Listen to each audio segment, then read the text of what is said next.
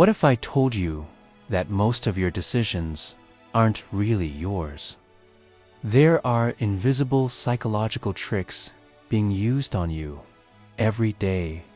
Marketers, manipulators, and sometimes even your own brain.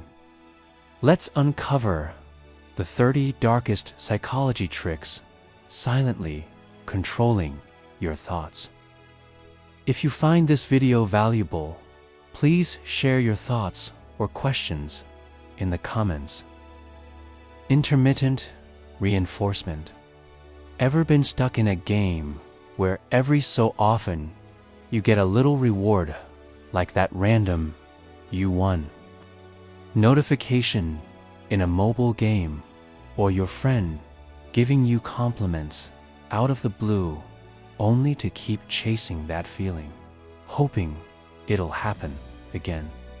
What if I told you this unpredictable pattern of rewards isn't just random kindness or luck? It's actually a powerful psychological trick called intermittent reinforcement. And it's one of the most insidious ways to keep you hooked, whether it's on people, habits, or even products. You might be thinking, isn't reinforcement just about rewards? Well, yes, but the secret sauce here is that it's intermittent and unpredictable. This randomness makes the brain work overtime, chasing the next hit like a slot machine addict. It's the reason why you keep refreshing your phone for a new like, or why some relationships feel like emotional roller coasters that you just can't quit. So, how does intermittent reinforcement work? It's sneaky magic. Our brains are wired to learn from rewards. When something good happens after an action, we're more likely to repeat that action. That's basic conditioning. But when rewards come randomly, sometimes you get praise, sometimes silence. It creates an intense psychological pull. Why? Because the unpredictability keeps dopamine firing, the feel-good chemical in our brain. We never know when the next reward will come, so we keep trying, hoping, and waiting. Think about it like gambling. You don't win every time on a slot machine, but those rare wins keep you playing longer than you intended. That intermittent jackpot keeps the excitement alive, fueling the addiction. Here's how it shows up in everyday life. In friendships or relationships, someone might be hot and cold. Sometimes they're sweet and attentive, other times distant or unresponsive. This erratic behavior triggers intermittent reinforcement, making you chase their approval or affection like a moth to a flame. Or consider social media. You post a photo and get a handful of likes, sometimes less. That unpredictable feedback makes you crave validation, prompting endless scrolling and posting. Even at work, a boss who gives praise or recognition sporadically keeps employees motivated, but also anxious, unsure when the next positive feedback will come. Sounds exhausting, right? That's because it is. Here, why intermittent reinforcement is terrifying and why one of the darkest psychology tricks out there. First, it creates addiction without obvious rewards. Because you never know when the good stuff will happen, your brain stays hooked, chasing an unpredictable high. Second, It erodes your self-esteem and confidence. When rewards are scarce or inconsistent, you start questioning your worth or efforts. Am I good enough? Why don't they appreciate me more? This constant uncertainty is draining. Third, it's used by manipulators to maintain control. Think of toxic relationships where one partner doles out affection unpredictably, keeping the other constantly trying to earn love. Here's a relatable story. Jess started dating Mark, who was charming and attentive one day, then distant and cold the next. Jess found herself obsessing over every text or call, trying to figure out how to get Mark's attention again. The unpredictability kept her hooked, even though the relationship left her feeling drained and anxious. At work, maybe you had a boss who showers you with praise sometimes, but ignores your efforts the next. That roller coaster keeps you trying harder, hoping for those rare moments of recognition, but it also wears you down. So how do you spot intermittent reinforcement before it drains your energy? Pay attention to patterns of inconsistent reward or attention, especially if they leave you feeling confused, anxious, or obsessed. Notice if you're constantly chasing approval or validation from someone who's unpredictable. Ask yourself, are the good times worth the emotional cost of the bad? Does the unpredictability keep you hooked, even when you're unhappy? And here's the good news. You can break free from the cycle. Start by recognizing the pattern. Awareness is the first step. When you notice intermittent reinforcement in your relationships or habits, you gain power over it. Set boundaries.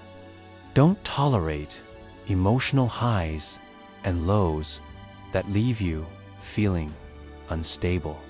Demand consistent respect and communication. Build your self-esteem independently. Don't rely on unpredictable approval to feel worthy. Practice self-care and distraction techniques to break the obsessive cycle of waiting for the next reward. Imagine this. Instead of obsessively checking your phone for likes or waiting anxiously for a text, you put the device down and focus on activities that make you feel good regardless of external validation. That's reclaiming your mental freedom. Here as a cliffhanger to keep you hooked. Coming up next is the scarcity effect, trick so powerful it makes us want things just because they re-rare. It adds the psychology behind limited editions and why that sold-out sign feels like a personal challenge. Intermittent reinforcement might seem harmless or even fun, but it's a powerful tool manipulators use to control your behavior and emotions. By understanding it, you stop being the gambler stuck on the slot machine of unpredictable rewards and start choosing your own path.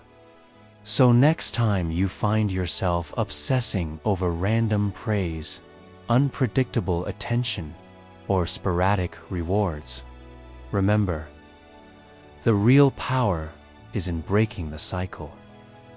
Because your happiness shouldn't depend on a slot machine's spin it, should be steady, consistent, and yours.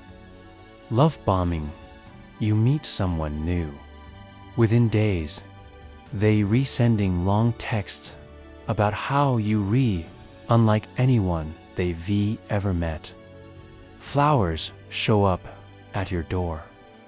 They want to see you every day. Compliments flood in like a broken faucet. It feels intense, but also kind of magical. You're thinking, this must be what love feels like. Spoiler, it might not be love. It might be love bombing, one of the most seductive and sinister manipulation tactics out there. At first glance, love bombing feels like the best thing that's ever happened to you. It's intoxicating. You're suddenly the star of someone's universe. Constant affection, rapid escalation, and promises of forever. All before you even had time to figure out their middle name. But here's the trap. It's not about love.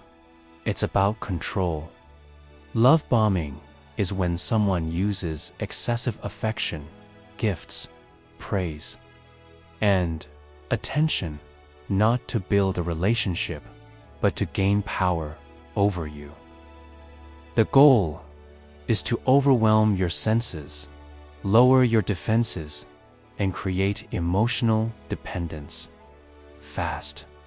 Because when you're being love-bombed, you're not thinking straight. You're floating. Your brain is on dopamine overload. It's like emotional sugar, sweet, addictive, and very bad for your long-term health. Let's talk about how it works. Love bombing often follows a pattern. First, there's the intensity. Daily declarations of love, surprise dates, fast-tracked intimacy. They say things like, "I've never felt this way before. We're soulmates. I want to marry you. I just know." And maybe you're thinking, well, maybe it's just passionate, sure. But here's the difference. Real love grows, while love bombing explodes and then manipulates. Once you're hooked, the shift begins. Suddenly, the attention slows down. Compliments get replaced with criticism. The texts become colder. You go from feeling adored to feeling confused. And that's exactly the point. You start working harder to get back to that honeymoon high. You blame yourself. Maybe I'm not being affectionate enough. Maybe they're just busy. You chase the version of them they showed you first, not realizing that version was just bait. And now they've got control. Let me hit you with a real-life example. Emily met this guy on a dating app. Within a week, he was calling her the one. Within 2 weeks, he had her meeting his mom. Fancy dates, constant good morning texts, showered her with praise like he'd been waiting his whole life for her. Then, 3 weeks in silence. No more morning texts. No more compliments. When she asked what was going on, he accused her of being needy. When she pulled away, he turned it back on. Love bombing 2.0. Even bigger gestures this time. And just like that, she was back in the cycle. Over time, Emily didn't feel loved. She felt exhausted, insecure, and anxious. That's the hidden side of love bombing. It's not romance. It's manipulation wrapped in roses. And this tactic isn't just used by romantic partners. Toxic bosses love bomb new employees to pull them in before overworking and gaslighting them. Cult leaders use it to make recruits feel special and chosen. Even some fake influencers online use it to build trust before pushing scams. So, how do you protect yourself from falling for love bombing? It doesn't need to overwhelm you to win you. If someone's affection feels too fast, too much, too soon, pause and reassess.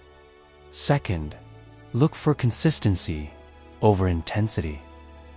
Do their actions match their words? Do they show up even when it's not convenient or romantic? Love bombing is heavy on gestures, but light on real emotional responsibility. Third, check in with yourself. Do you feel grounded, or do you feel like you're on an emotional roller coaster? If their attention feels like a high and their absence feels like withdrawal, it might not be love. It might be manipulation. And finally, don't let the fear of losing something perfect keep you in something harmful. Real love doesn't vanish when you set boundaries. It doesn't punish you for asking questions. It doesn't disappear the second you stop saying yes to everything. Here's the truth.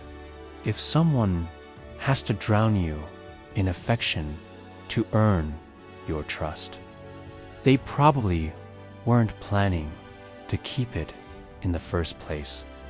So next time someone tells you they've never felt this way before, after 3 dates and 2 smoothies, smile, breathe, and take a step back. Because sometimes the most dangerous manipulation is the one that feels the most like love. Social proof, manipulation.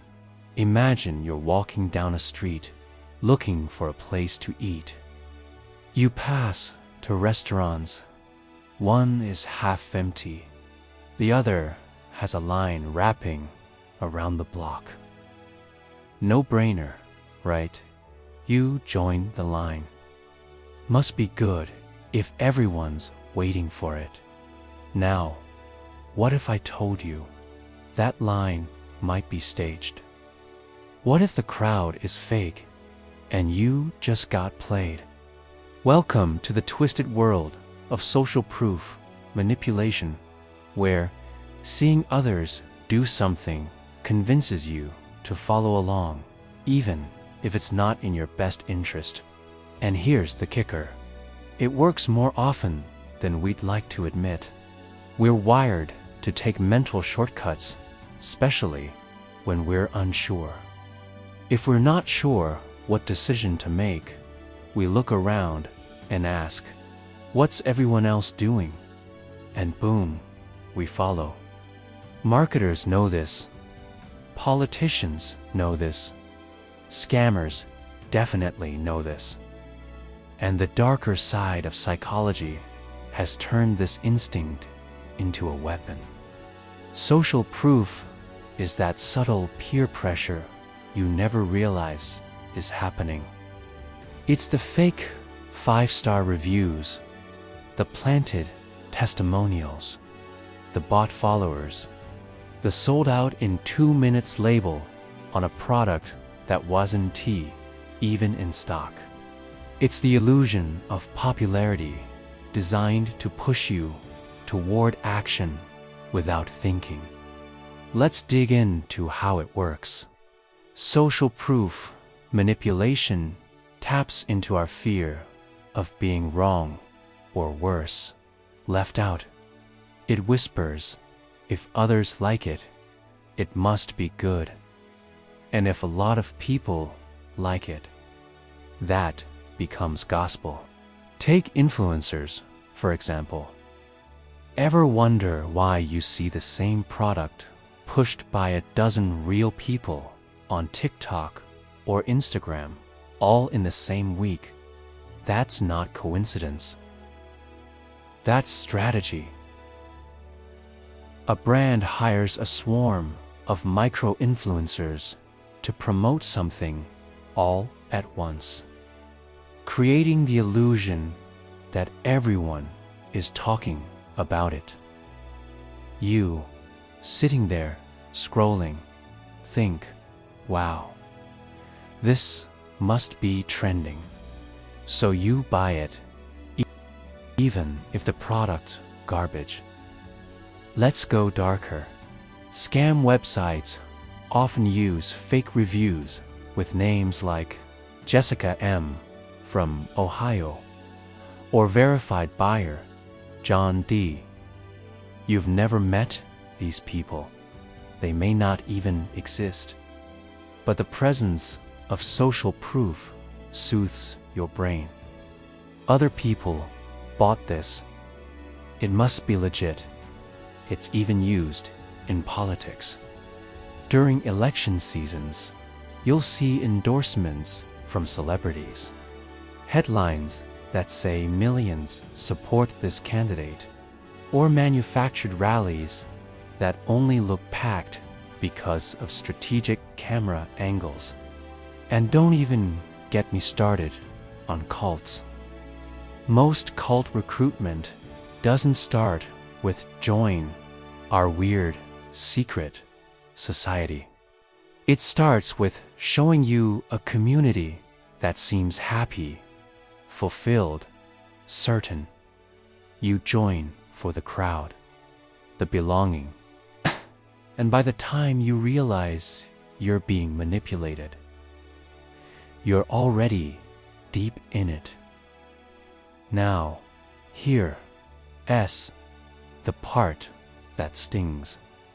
It's not just the gullible who fall for this. Smart, logical people fall victim because social proof bypasses logic. It taps straight into emotion, fear of missing out, fear of isolation, the need to belong. So how do you protect yourself? Step 1. Pause before you follow the crowd. Ask yourself, do I want this because it's good for me, or because everyone else seems to? Step 2. Interrogate the source. Just because something has 500 5-star reviews doesn't mean they're real. Check for patterns. Do the reviews sound oddly similar? Were they all posted in a short window? Red flags. Step 3. Be extra cautious with urgency. When social proof is combined with pressure like only 3 left in stock, or hurry, others are buying. That's the manipulation jackpot. It's engineered to override your common sense. And lastly, understand your own triggers. Are you more likely to trust something if someone popular recommends it? Do you feel uncomfortable making decisions alone? Those insights are your armor. Because here's the truth: popularity doesn't equal truth, or quality, or safety. The crowd isn't always wise. Sometimes it's just loud.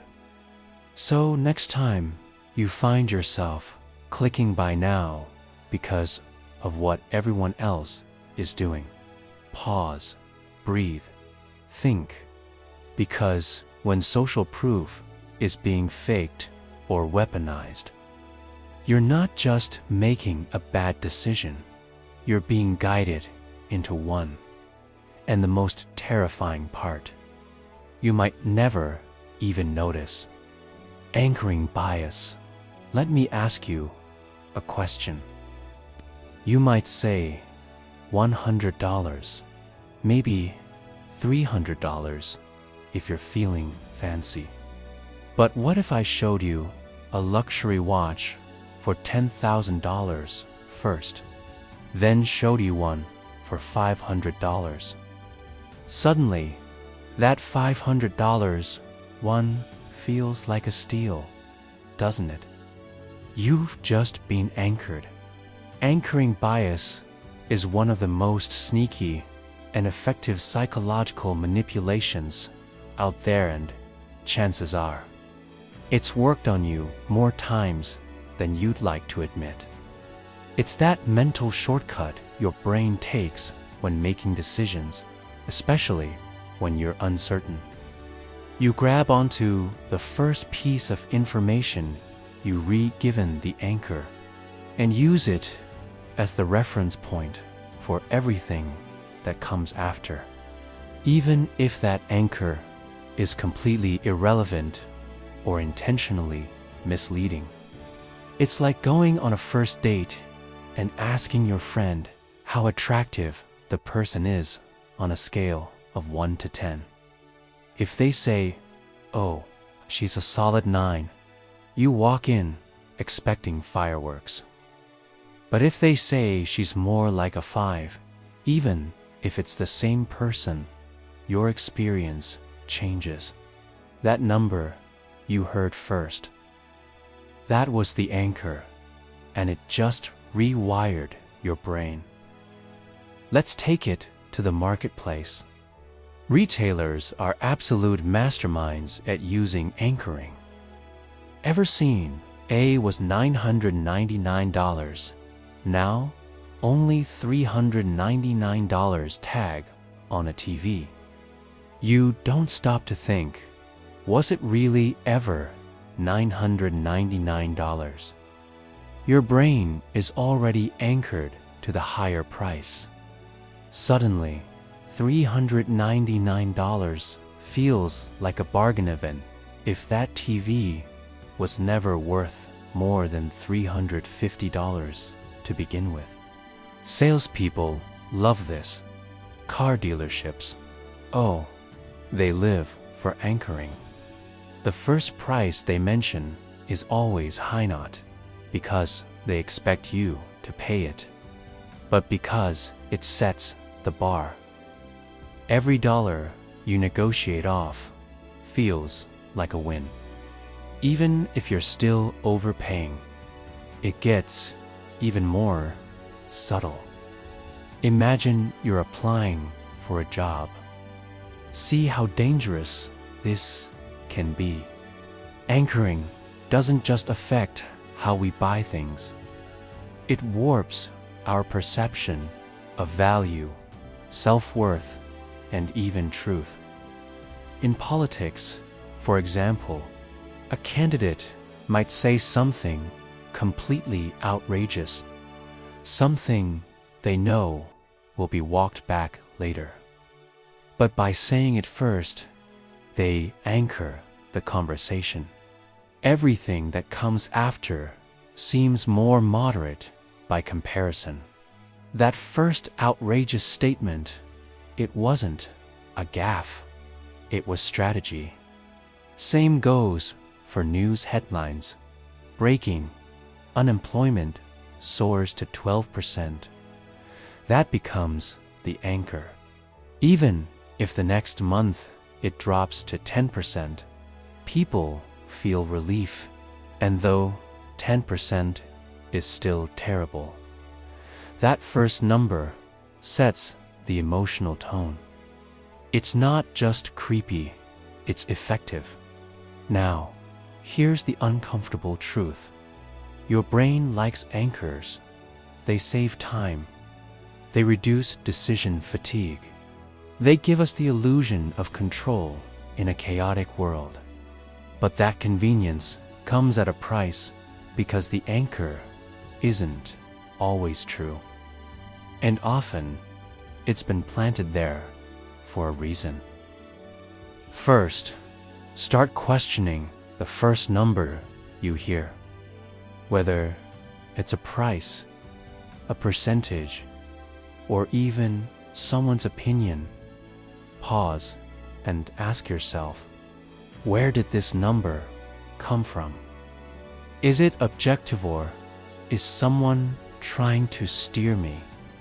Second, create your own anchor. Going into a salary negotiation, do your research. Walk in with your number first. If you say $70,000 before they say anything, you control the reference point. Power shift.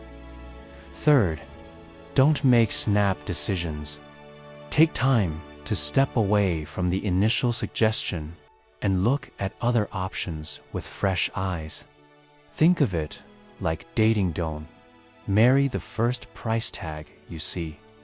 And finally, know that this trick is everywhere. In menus where one overpriced dish makes everything else seem reasonable. In online reviews where one angry rant changes your view of a product. In real estate, when they show you a dump first, so the mediocre second place feels like a palace. Once you spot it, you'll see anchoring bias in action all around you. And never look at a limited time, only $499 special the same way again. Coming up next, a tactic that goes beyond the crowd gaslighting, where someone twists your reality until you don't even trust your own memory. You won't want to miss that one. Gaslighting ever had a moment where you're 100% sure of something, like where you left your keys, or a conversation you had yesterday, but someone insists with a straight face that you're wrong? Worse yet, they make you actually start doubting yourself. If that sounds familiar, congratulations. You've just been introduced to one of the darkest mind games out there, gaslighting. This isn't just a fancy word psychologists throw around. Gaslighting is a full-on psychological power play where someone manipulates your sense of reality so cleverly. You start questioning your own memories, thoughts, and even sanity. Imagine living in a world where your brain betrays you and the person doing it is smiling right in your face.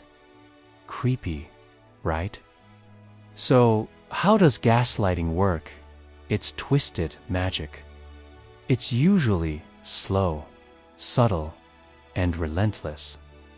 The gaslighter says or does something hurtful or weird, then denies it completely, spins it around, or blames you for being too sensitive or overreacting. For example, you remember your partner saying they'd call you at 7 p.m. When 7 p.m. comes and goes with no call, you ask about it and they say, "I never said that. You must have misunderstood." That's classic gaslighting. Over time, this constant warping of reality chips away at your confidence. You start wondering if you're forgetful, crazy, or just plain wrong. And guess what? That's exactly what the gaslighter wants. When you doubt yourself, you're easier to control. You rely on their version of events, and that's power pure and simple. Gaslighting isn't limited to romantic relationships either. It can happen with friends, family members, coworkers, or even strangers.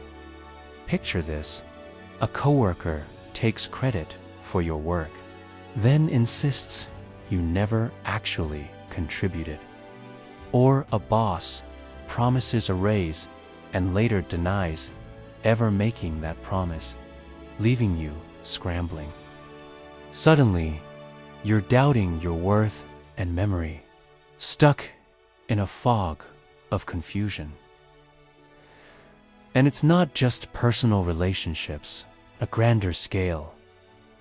Gaslighting happens in politics and media too. Ever heard a politician say fake news or claim that a fact you clearly remember is fake or misremembered? That's gaslighting, but on a massive societal level. It's a way to control the narrative and keep people off balance. What makes gaslighting truly terrifying is how it slowly erodes your sense of self. It's psychological erosion, like a termite slowly eating away at the wooden foundation of your confidence. You, Dan T, realize it's happening until you feel completely lost and dependent on the gaslighter's version of reality. That's the dark heart of the technique. So, what can you do if you find yourself stuck in this mind maze? First, start keeping track. Write things down, take screenshots, or keep a journal. When someone tries to rewrite history, having concrete proof can anchor you back to reality. It's hard to argue with a written record. Next, trust your gut. Your feelings and memories are valid, even if someone is trying to convince you otherwise. Dan T, let anyone tell you that your emotions are too much or that you reimagining things.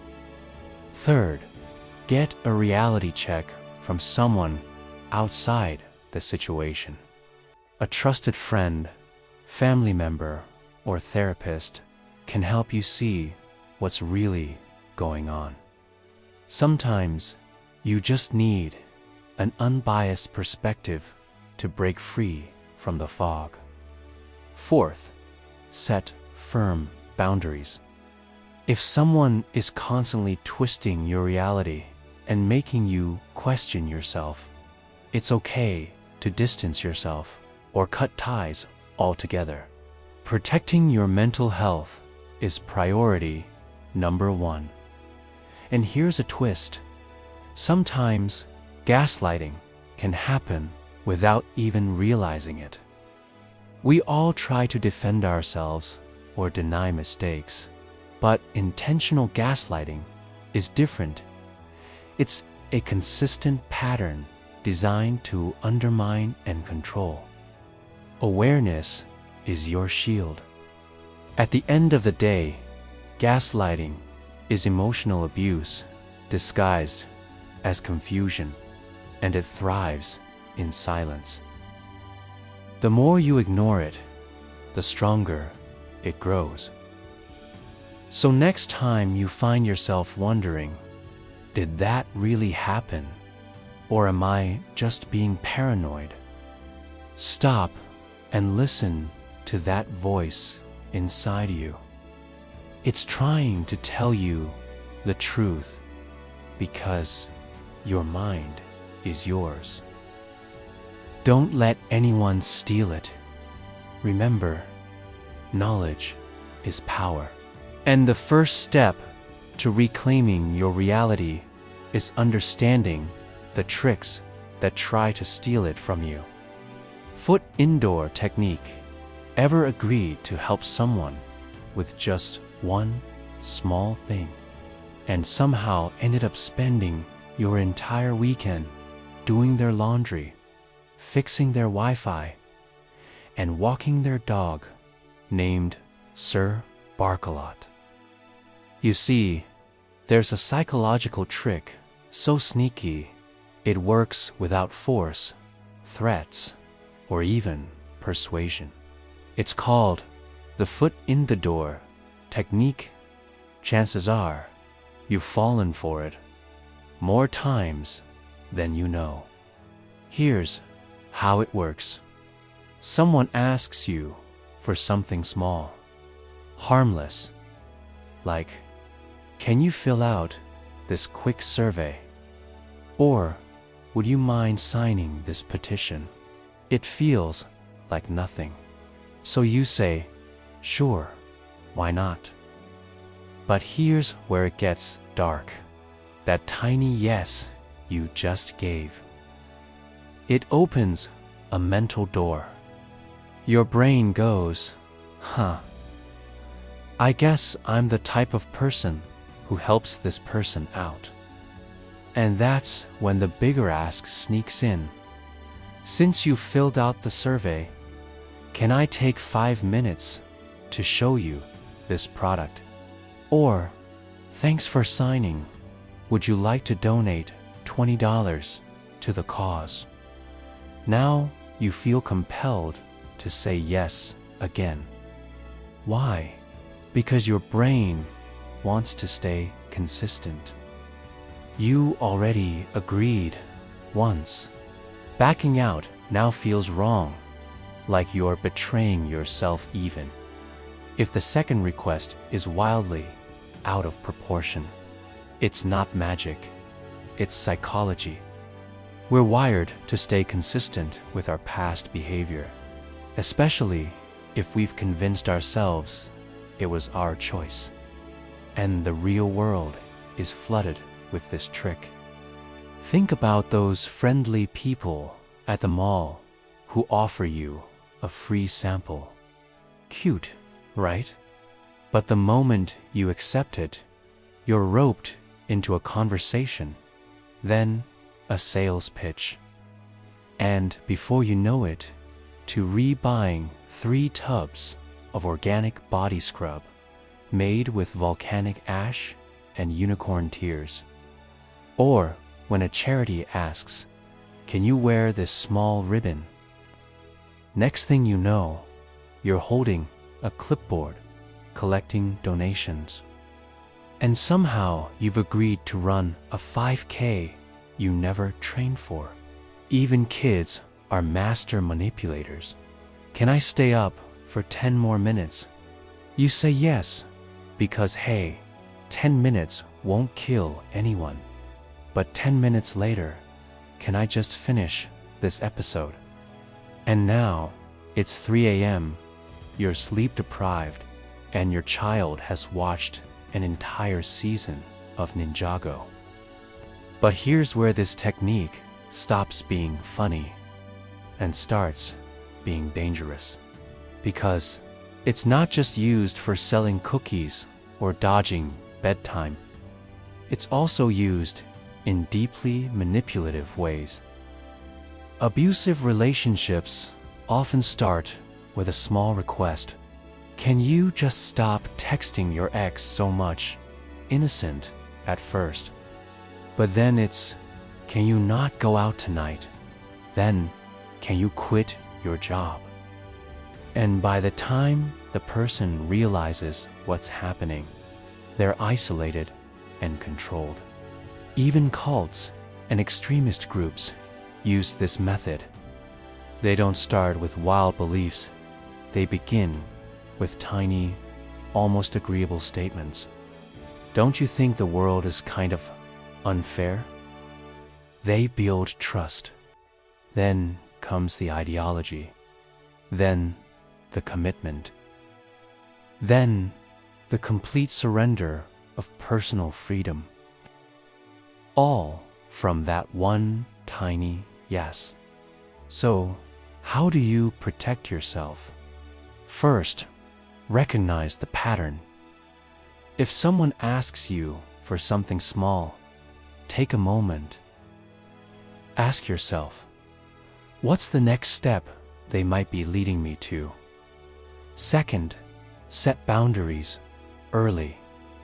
You can absolutely say yes to a small request and still reserve the right to say no to anything else. That doesn't make you inconsistent. It makes you conscious. Third, if you smell manipulation, call it out, politely if you want, but clearly. I'm fine doing this one thing, but I'm not comfortable going further. Boom, door closed. And one more thing, sometimes you might be using this tactic too. It's not always malicious. Maybe you just want your friend to help move a couch, so you start by asking them to pass you a box. But awareness is everything. There's a difference between influence and manipulation, and that line matters. So, the next time someone asks you for just a tiny favor, stop, think, because it's not the favor that traps you, it's the foot in the door.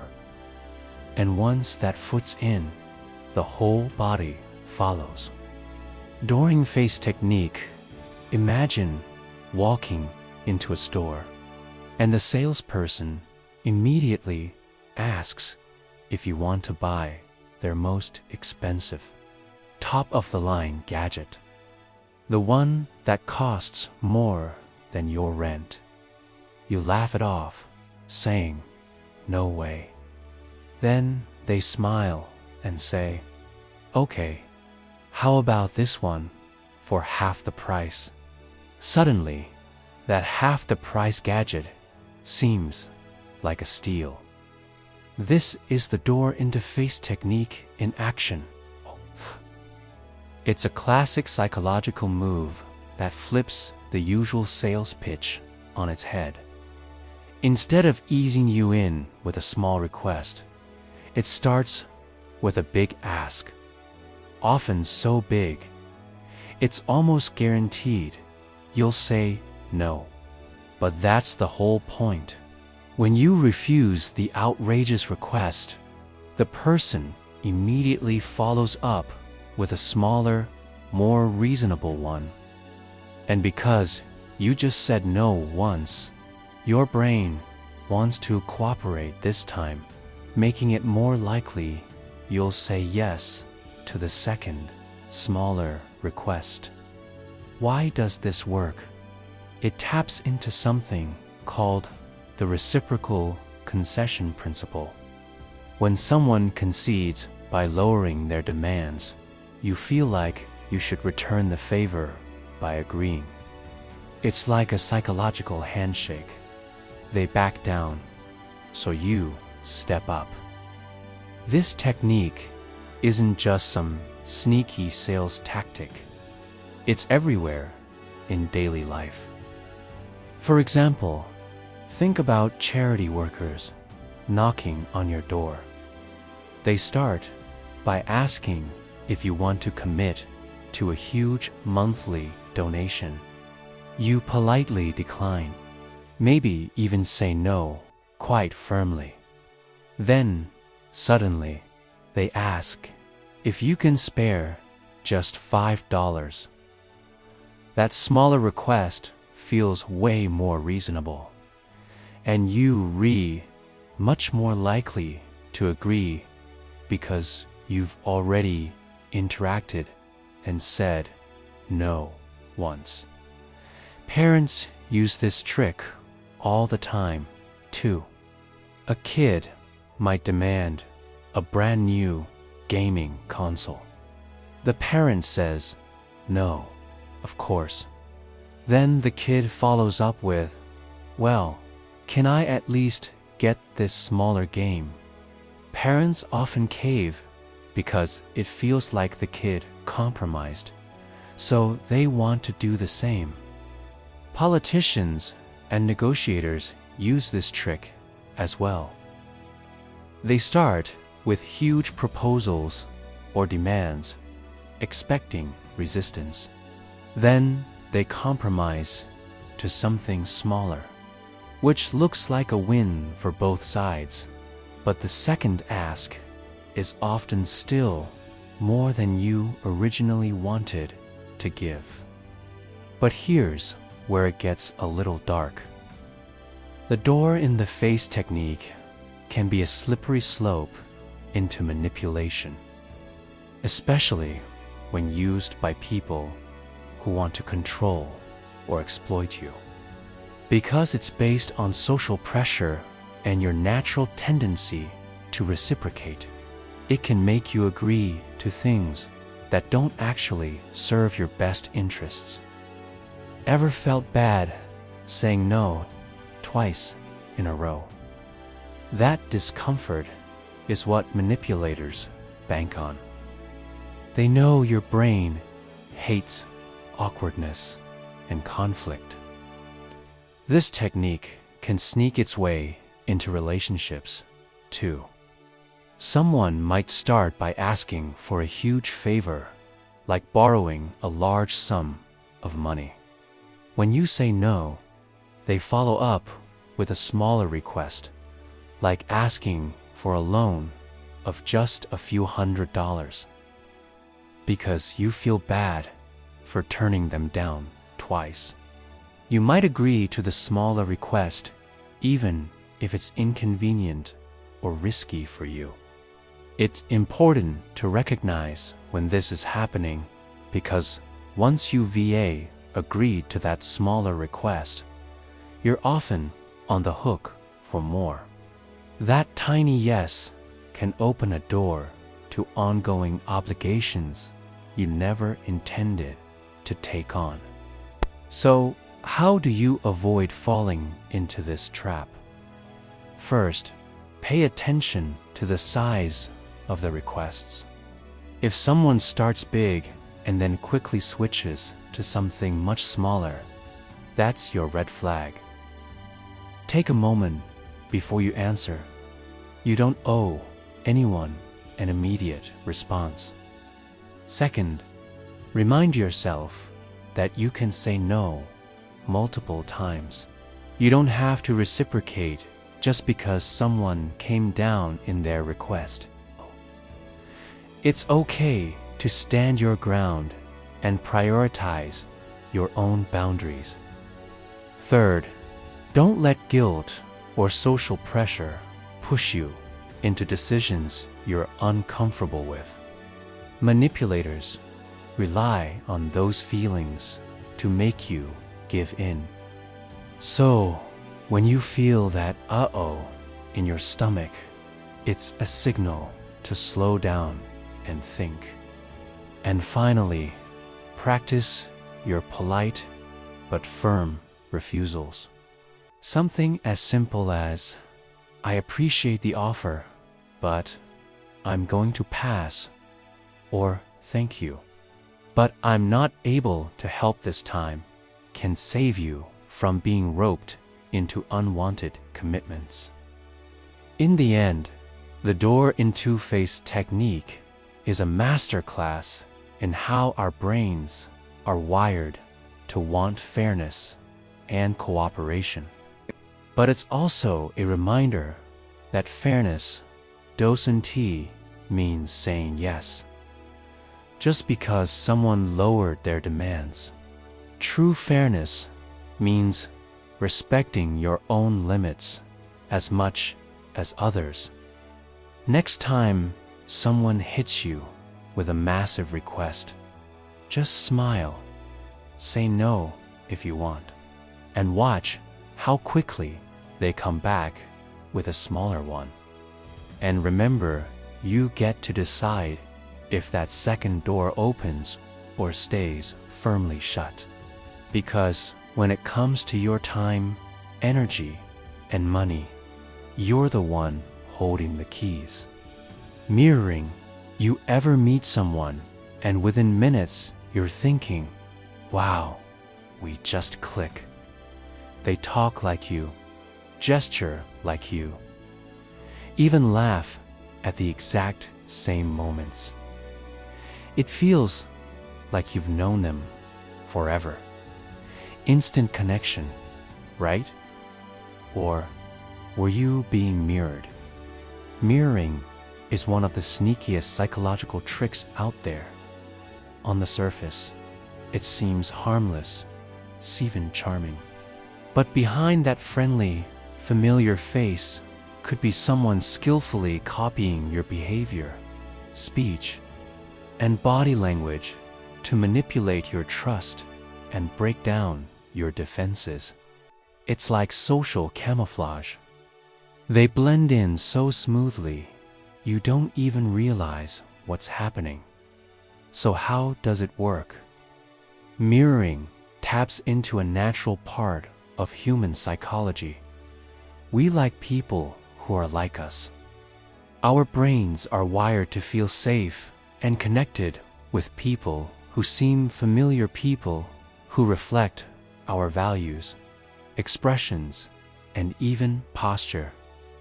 So when someone subtly mirrors our movements, tone, or interests, we unconsciously start to feel, hey, I like this person. It's not magic, it's mimicry. But here's the catch. When used intentionally, this trick becomes a fast track to your trust. Imagine you're on a first date. You lean in, they lean in. You cross your legs, they cross theirs. You say you love 90s rock, and wouldn't you know it, they grew up worshiping Nirvana too. Feels like fate, right?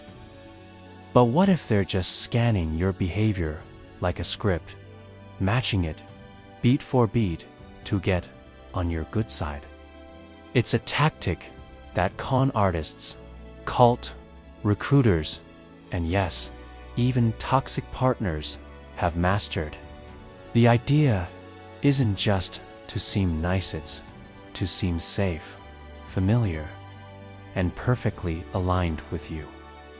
Once that trust is in place, they've got room to push agendas, get favors, or pull you into dynamics you might normally resist. Salespeople use it all the time.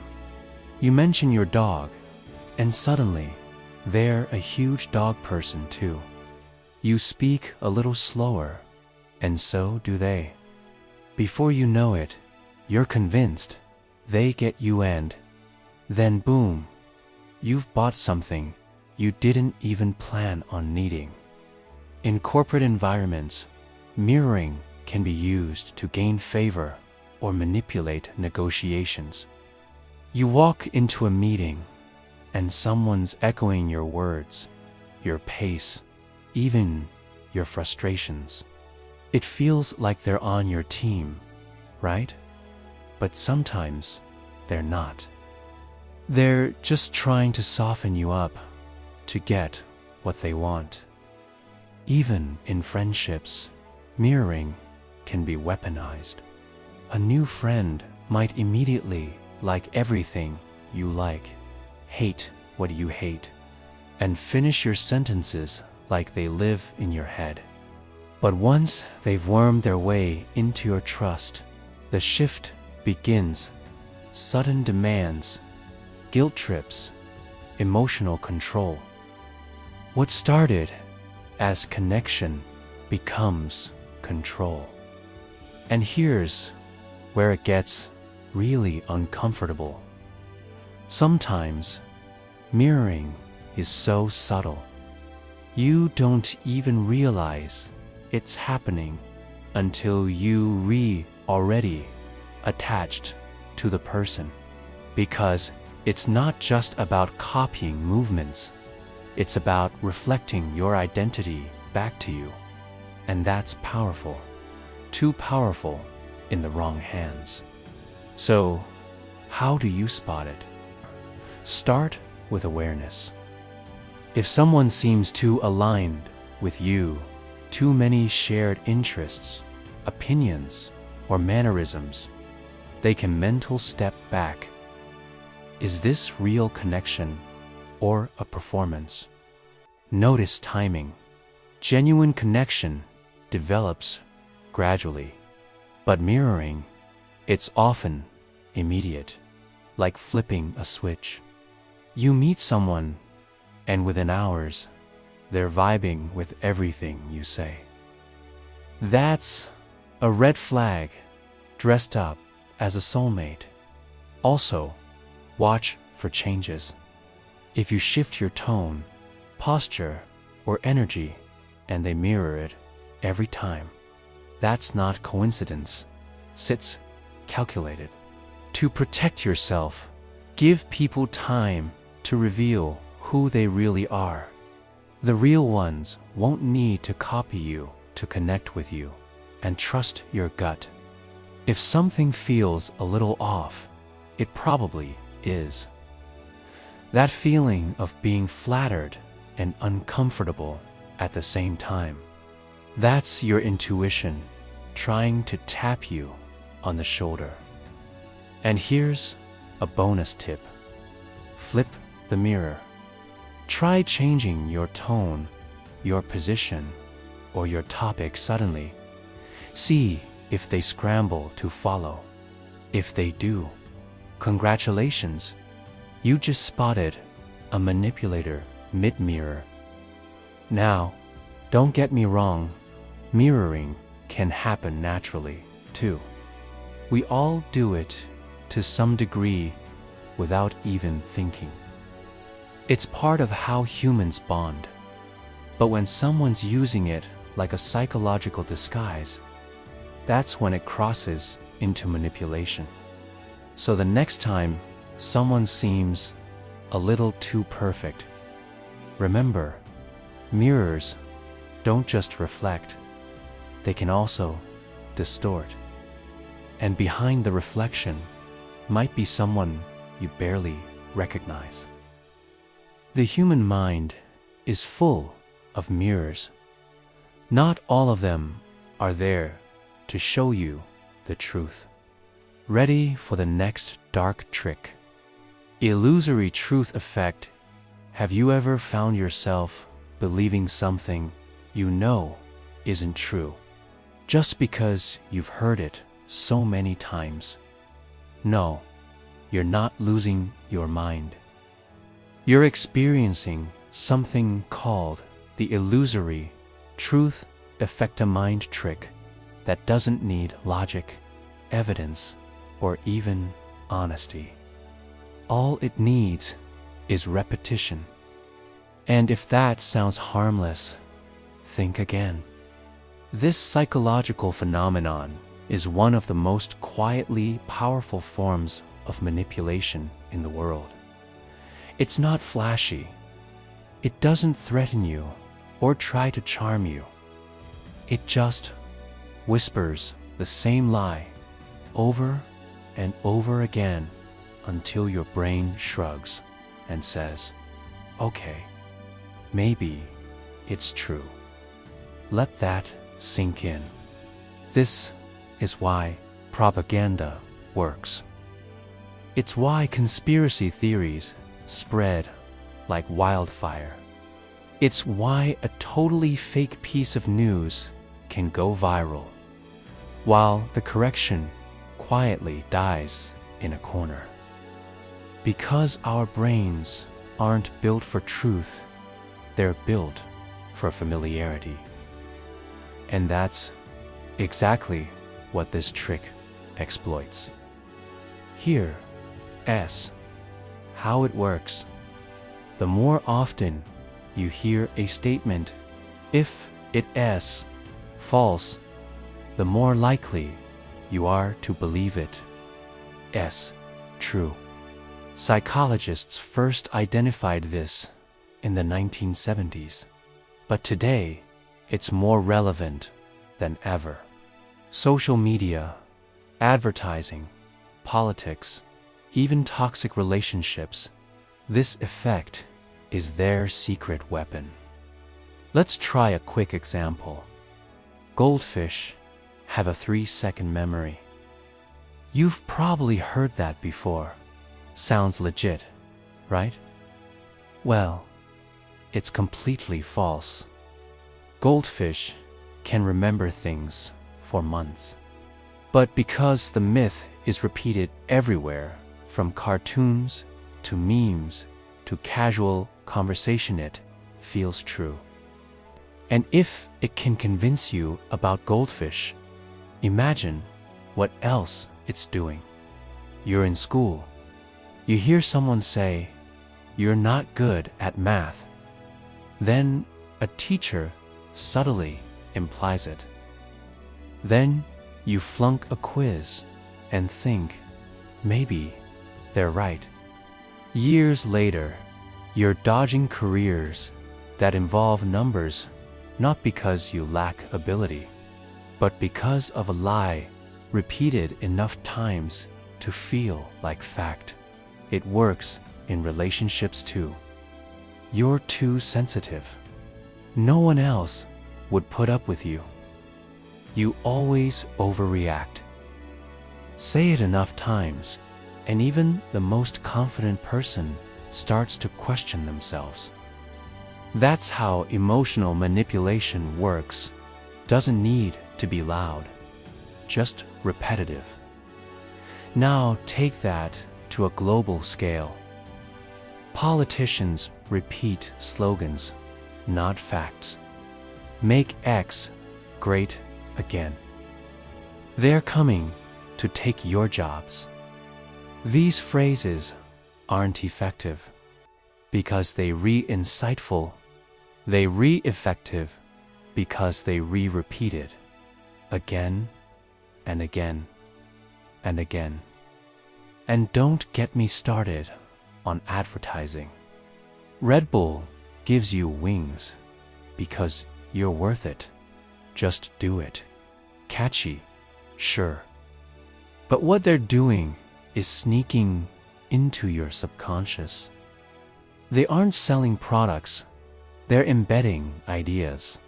The more you hear them, the more true they feel. Not because they're based in reality, but because your brain prefers the familiar. Here's why this works.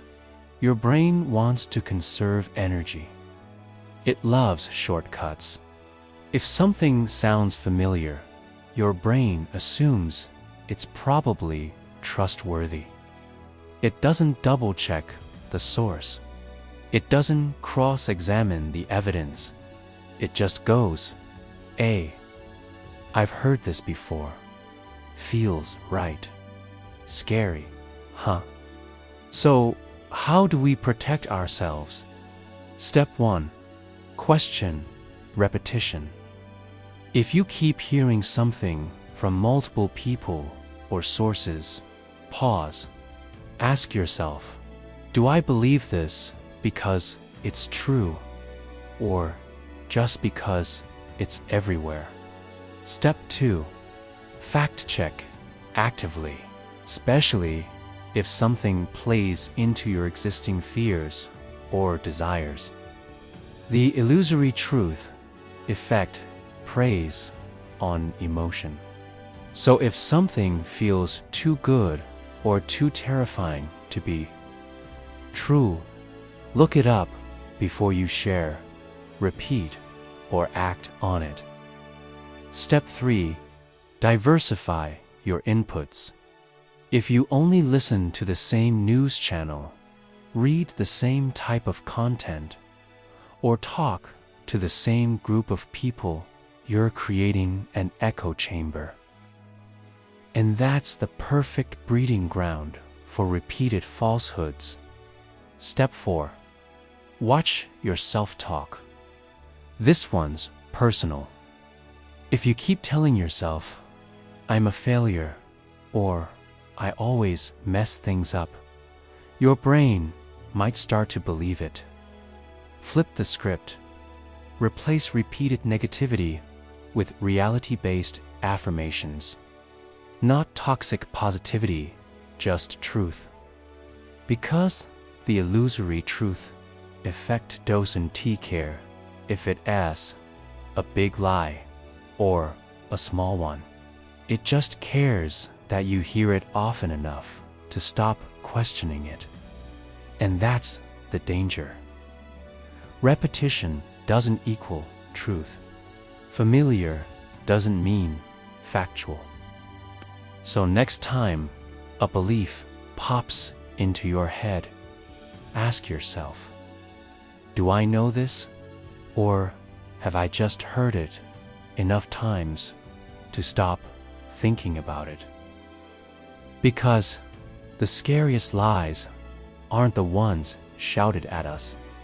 They're the ones we start whispering to ourselves. Next up, what happens when authority isn't earned but blindly obeyed? Let's talk about authority bias and how uniforms, titles, and status symbols can override your instincts and make you do the unthinkable. Authority buys your standing in line at the pharmacy. A guy in a white lab coat walks by, glances at the shelves, and casually says, "You know, those herbal supplements are just as effective as most medications." Without a second thought, you toss a bottle in your cart. Why? Because a lab coat equals doctor, and doctor equals authority. Right. Welcome to the strange world of authority bias, a psychological shortcut where our brains go, they must know what they're talking about. Just because someone looks or sounds like they're in charge. It's the same mental glitch that convinces us to follow orders, buy things, or believe opinions. Not because they make sense, but because they come from someone with a badge, title, or microphone.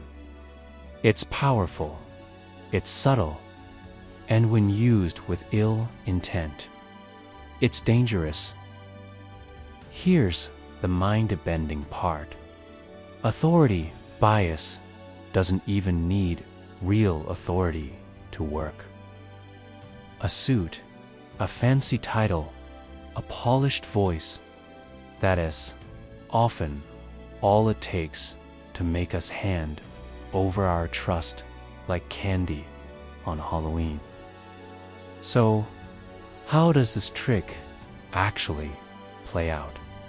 Our brains are wired to respect hierarchy.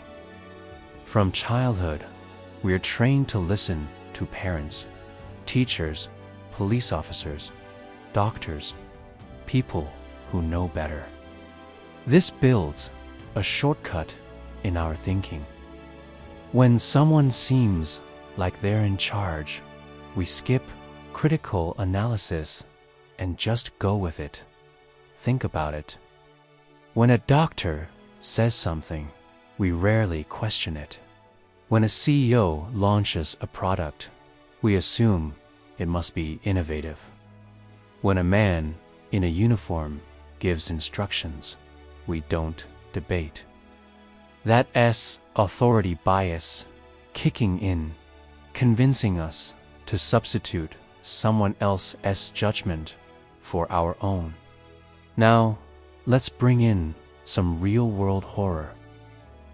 Back in the 1960s, psychologist Stanley Milgram conducted a chilling experiment.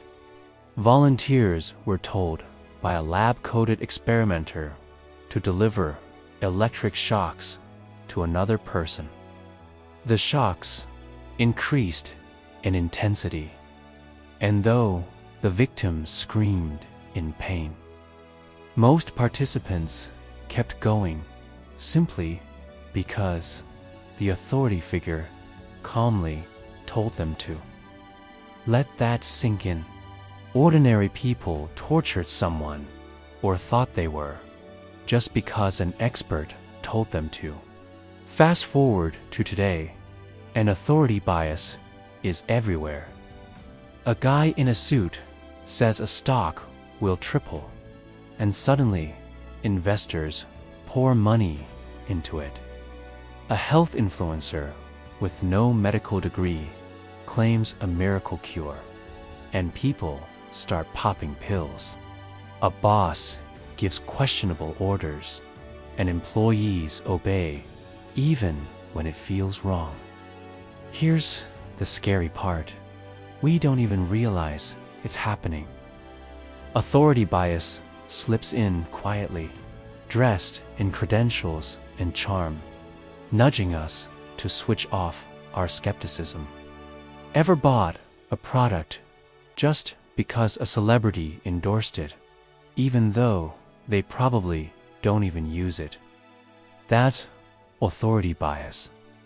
Ever followed a manager's decision you didn't fully agree with just to avoid conflict? Authority bias again.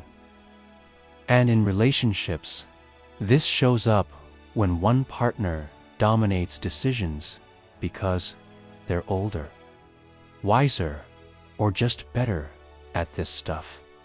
The other person slowly loses confidence in their own judgment.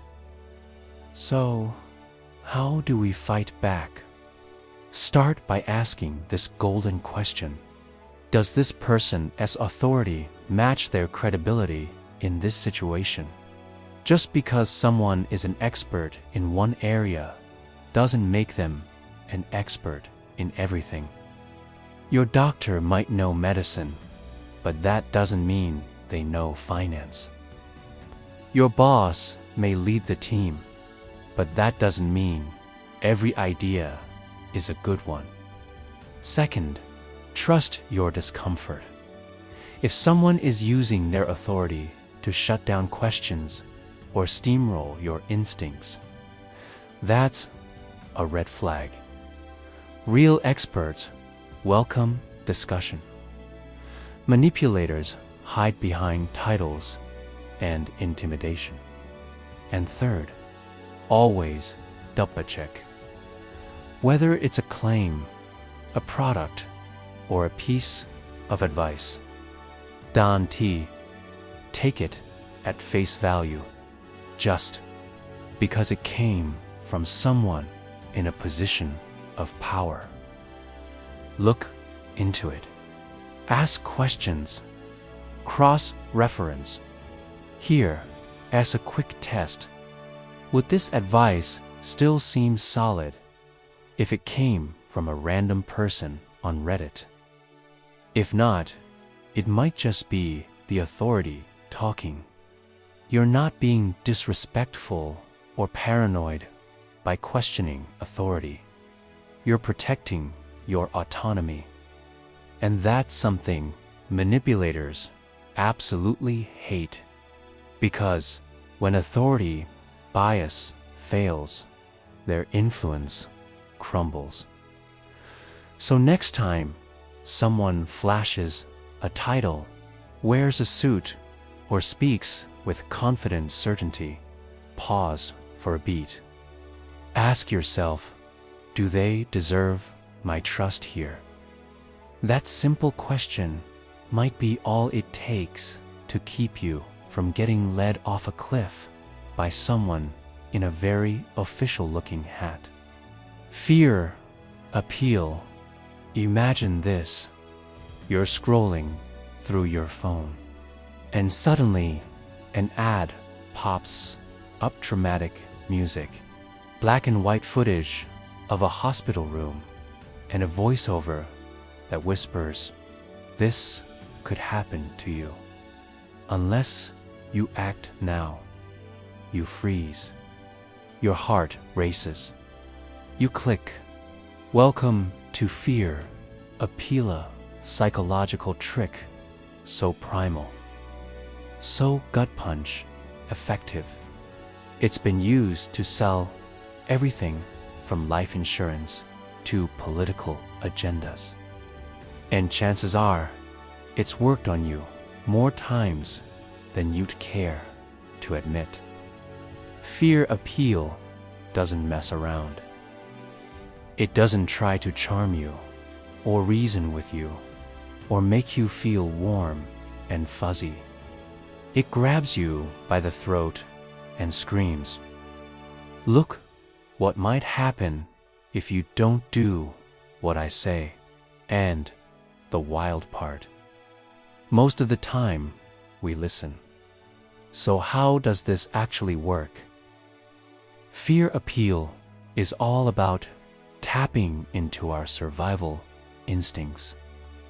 It works by presenting a frightening scenario: illness, failure, rejection, death end, then positioning a behavior or product as the only way to avoid that threat.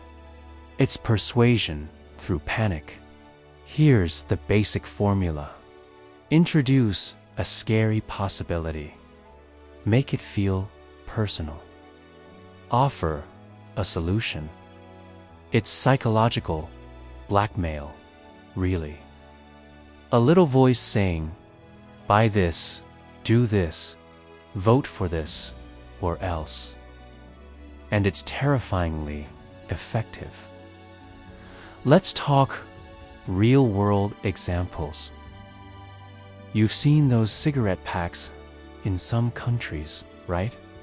With horrific images of diseased lungs and cancer warnings in bold, capital letters. That's fear appeal in raw form. The goal isn't to inform, it's to terrify you into quitting or never starting. Political campaigns love this trick.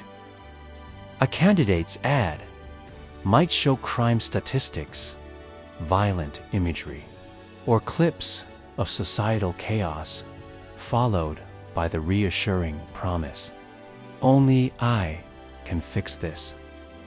The message isn't subtle. Be afraid and trust me to save you. Health and fitness industries use it too. Think of those commercials with the line, "Every minute you don't work out, your body is dying." Dramatic, sure. But it hits you in the gut and makes you feel like you're on the edge of disaster. And don't even get started on tech companies. Your data is at risk. Hackers are everywhere. Without our VPN, you're exposed. Again, the message is fear-fueled. Protect yourself, or else. Fear appeal doesn't always come from ads or screens. Sometimes it shows up in conversations, relationships, family dynamics. The warning doesn't have to be in bold. Text can be subtle, whispered behind concern or control. Ever heard something like, "If you leave me, you'll regret it.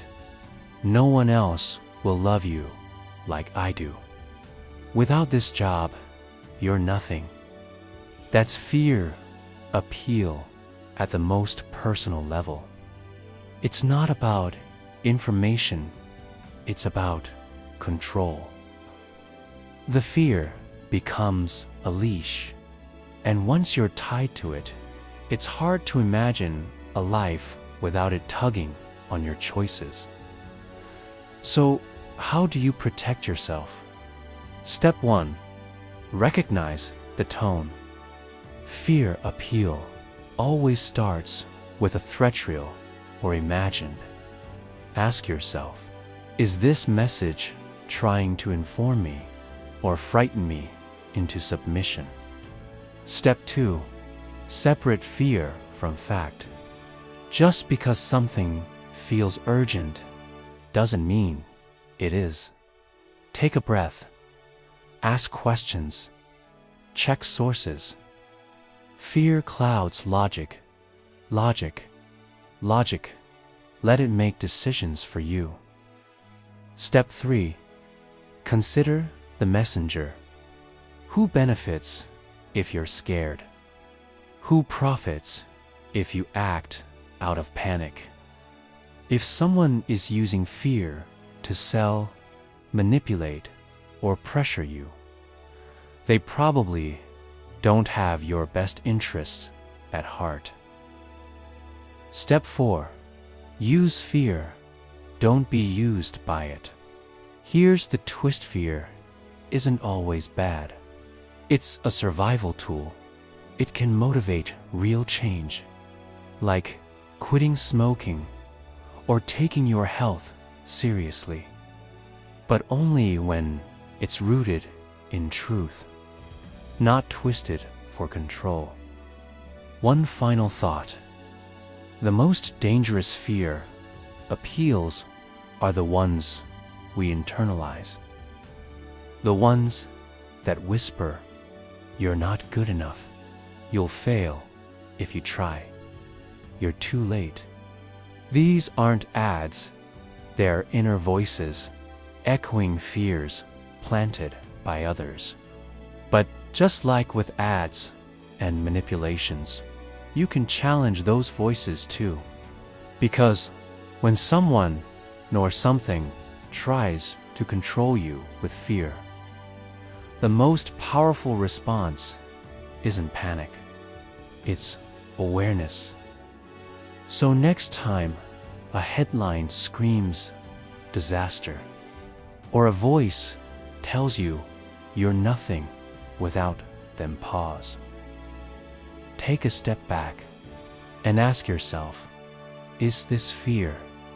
Or is this a trap disguised as protection? Negging. Have you ever been chatting with someone, and just when you're starting to feel good about yourself, they drop a backhanded compliment like, "Wow, you're pretty smart." For someone who didn't go to college, or "You're really pretty when you don't smile like that." Suddenly, your confidence wobbles, and you're left wondering, wait, was that a compliment or an insult? Welcome to the dark world of Negging, sneaky psychological manipulation tactic, wrapped up in flattery and disguised as charm. And it's way more common than you think. So, what exactly is negging? At its core, negging is the art of giving someone subtle insults or backhanded compliments, designed to undermine their confidence and make them seek your approval. It's a classic manipulation move used mostly in dating and social interactions, but it's also found in workplaces, friendships, and even family dynamics. The goal: to shake your self-esteem just enough so that you start looking to the manipulator for validation, approval, or reassurance. Suddenly, you're hooked into their control without even realizing it. Sounds awful. It is. But let's break down how it works. When someone neggs you, they're playing with your brain's emotional wiring. Our self-worth is fragile, and when it gets nudged or a question deepens slightly, it triggers a natural urge to prove ourselves.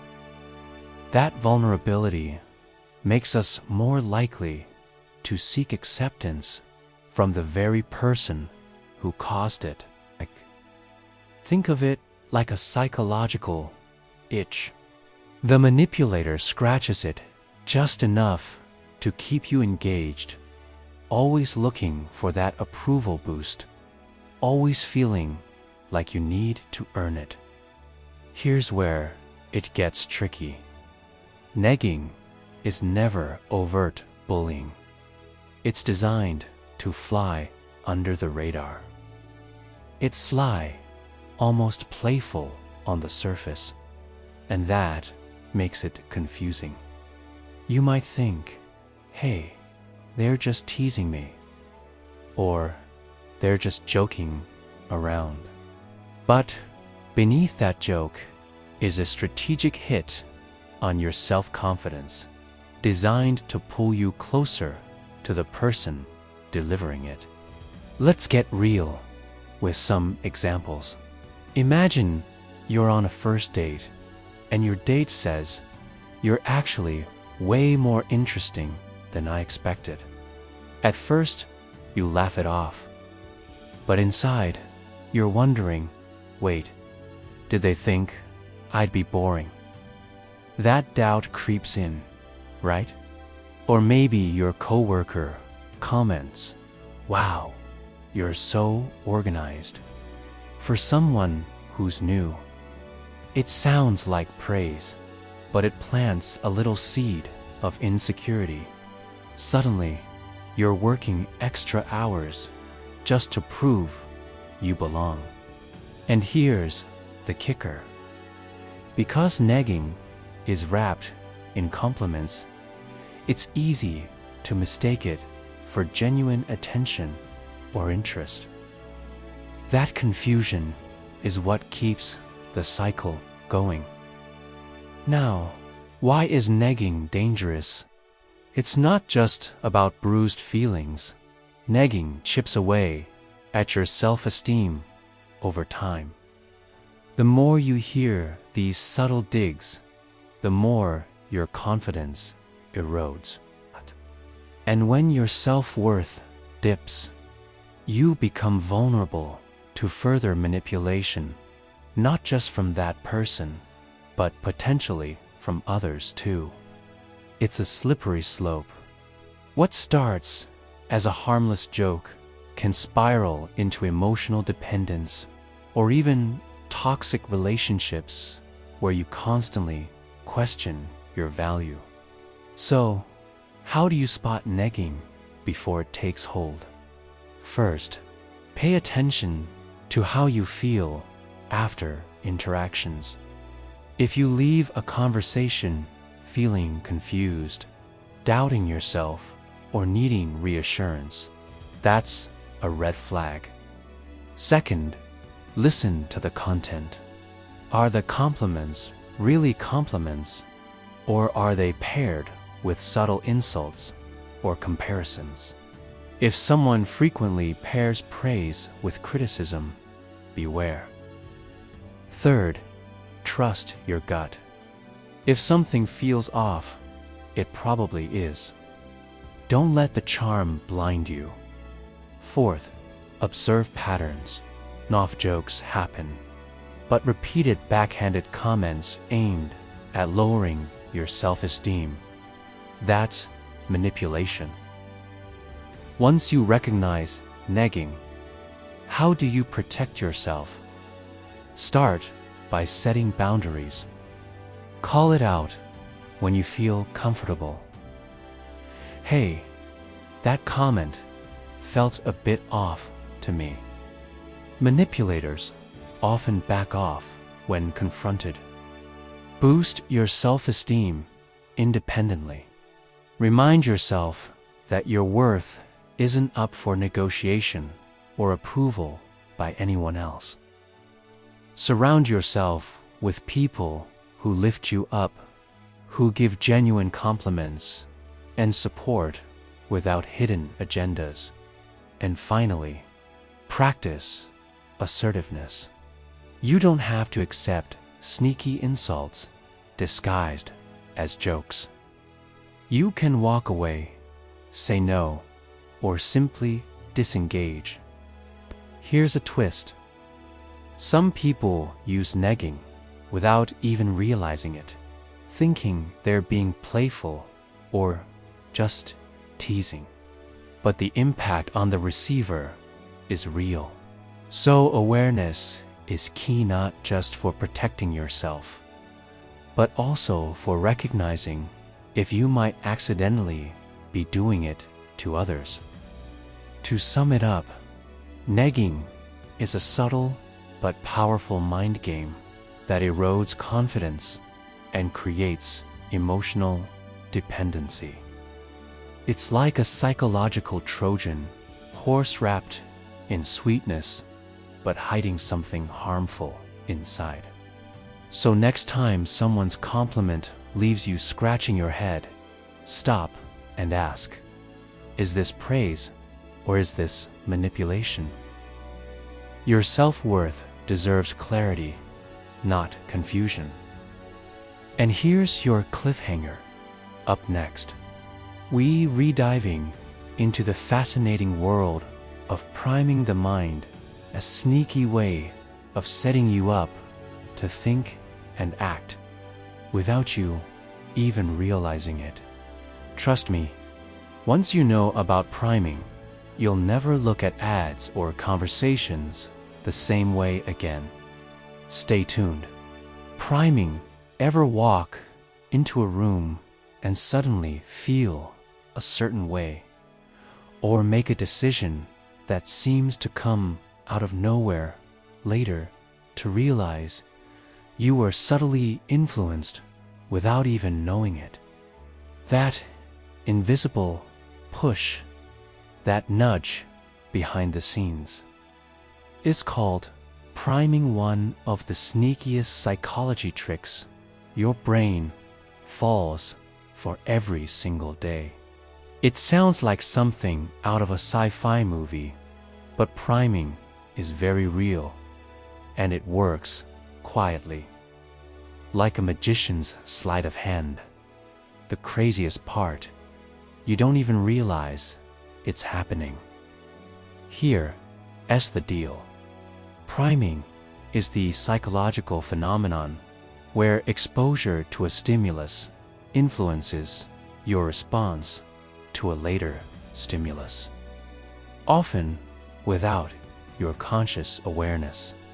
In simpler terms, your brain is being prepared or set up to think or feel a certain way just by something you saw, heard, or experienced earlier. Let me paint you a picture. Imagine you just saw an ad for a fancy watch.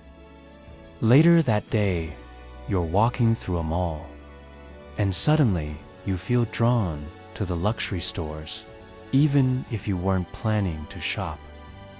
That's priming at work.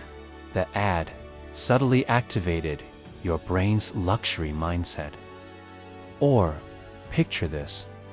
You're in a meeting, and someone uses the word success repeatedly. Later, when it's your turn to speak, you feel more confident and ambitious.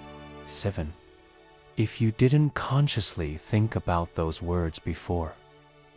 That's priming, shaping your mood and behavior without you noticing. Now, here's where it gets wild. Priming isn't just about ads or words.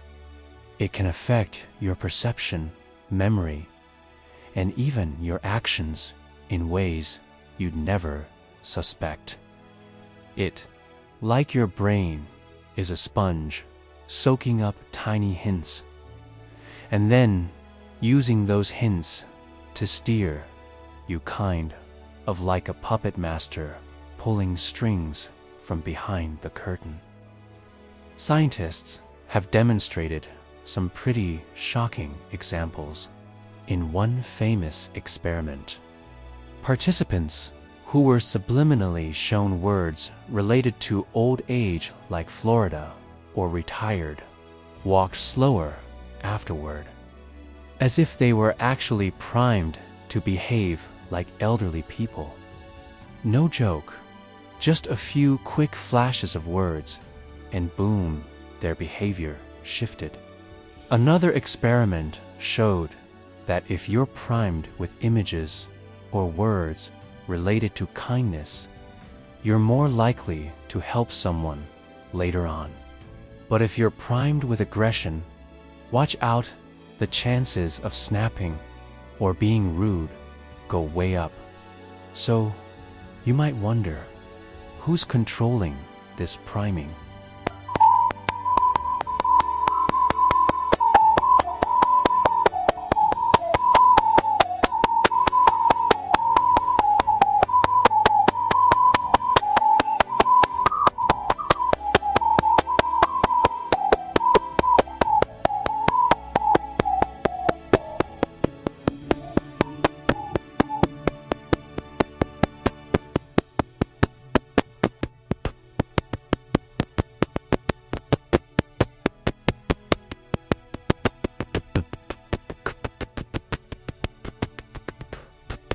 It. Advertisers, marketers, politicians, even your friends. And sometimes you might be priming yourself without realizing it. Think about social media feeds. The content you scroll through primes your emotions and opinions. 1 minute, you're laughing at memes. The next, you're stressed over news headlines. Your brain's constantly being bombarded with stimuli that shape your mood and mindset. Priming can be a powerful tool for good or for manipulation. Here's why it's terrifying.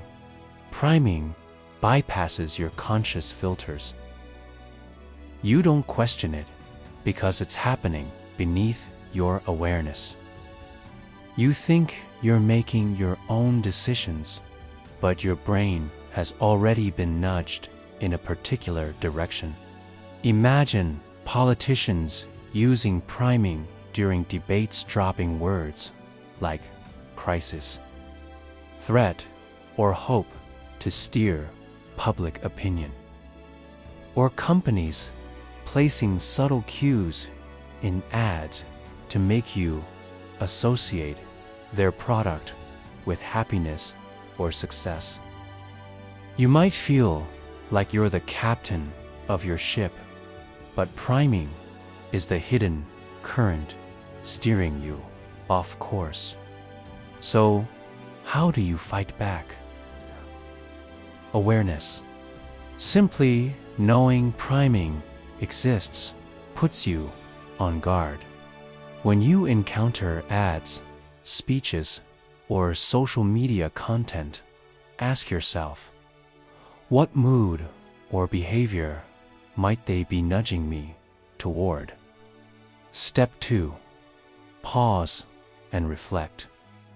Before reacting to anything, buying, agreeing, or sharing, take a moment to consider whether you reacting on your true thoughts or a primed response. Step 3. Control your environment. If you notice certain types of content or environments leave you feeling anxious, aggressive, or overly excited, take a break. Curate your inputs carefully because your brain is constantly absorbing cues. Step 4. Practice mindfulness. Being present helps you catch those subtle nudges before they pull you in. When you're aware of your emotions and thoughts, it's harder for priming to hijack your decisions. Now, here's a relatable twist. Ever noticed how walking into a messy room makes you feel stressed, or how a clean, bright space instantly lifts your mood? That's priming your emotional state based on visual stimuli. The clutter primes your brain to feel chaotic. The neatness primes calm. Next time you're about to make a big purchase or get swept up in a social media frenzy, ask yourself, what am I being primed to feel or do right now? And here, as a cliffhanger to chew on, priming doesn't just shape what you do, it can even alter what you remember. Imagine someone planting subtle hints that change your memories without you realizing. How safe do your memories feel then? Up next, the chilling power of the false consensus effect, where your brain tricks you into thinking everyone agrees with you, making you blind to reality.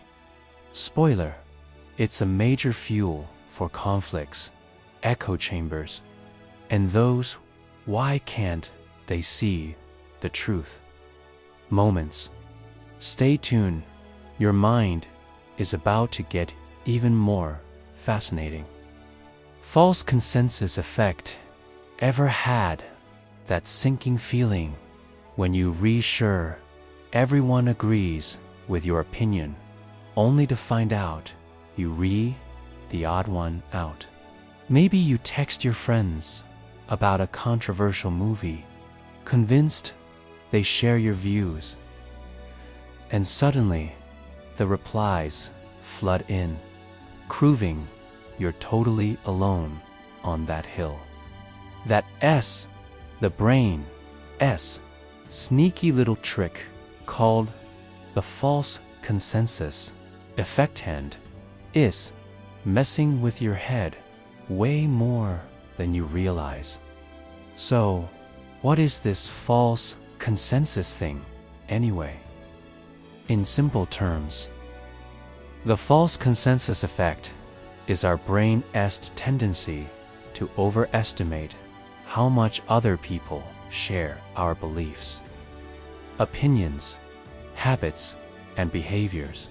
Basically, we think everyone thinks like us, acts like us, and agrees with us, but in reality, they don't. It's comforting, right? Our minds crave social validation, and assuming that others think like us makes the world seem less chaotic and more predictable. It's like walking into a room and expecting to see all your friends waving, except sometimes it's a room full of strangers. But here's the catch. This bias can distort your perception of reality and fuel some seriously frustrating situations. Let's break it down with a relatable example. You're at work and you've just launched a new project. You believe your idea is brilliant, and you're convinced your colleagues must see it that way too. But as the weeks pass, you notice some hesitation, some pushback, and the project doesn't get the enthusiastic support you expected. You might feel blindsided. How could they not agree? The false consensus effect led you to assume everyone shared your viewpoint when, in fact, they didn't.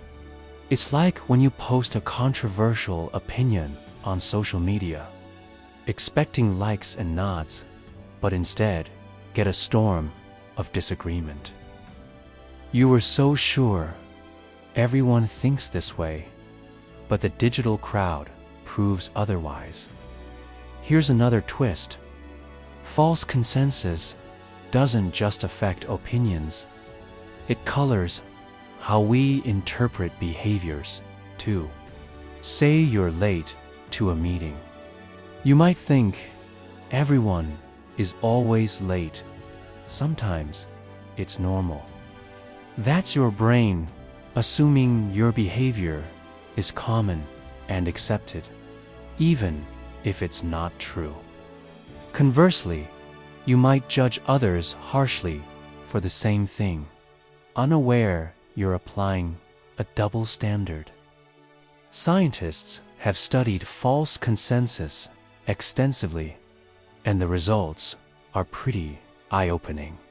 In one study, smokers vastly overestimated how many people smoked, while non-smokers underestimated the number.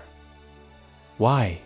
Because each group assumed their own behavior was more common than it actually was.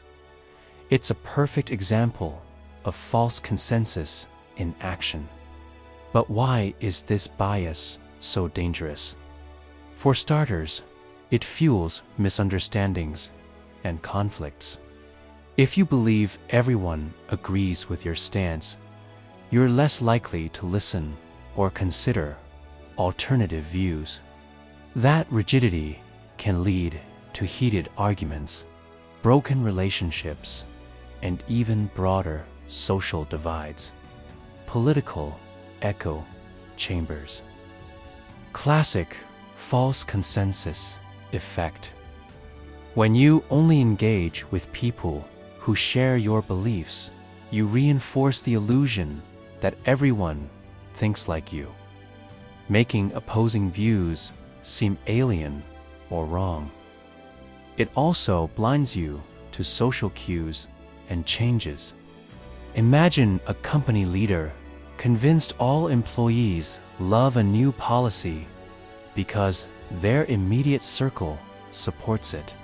Meanwhile, the wider workforce might be struggling and frustrated, but the leader remains oblivious due to false consensus.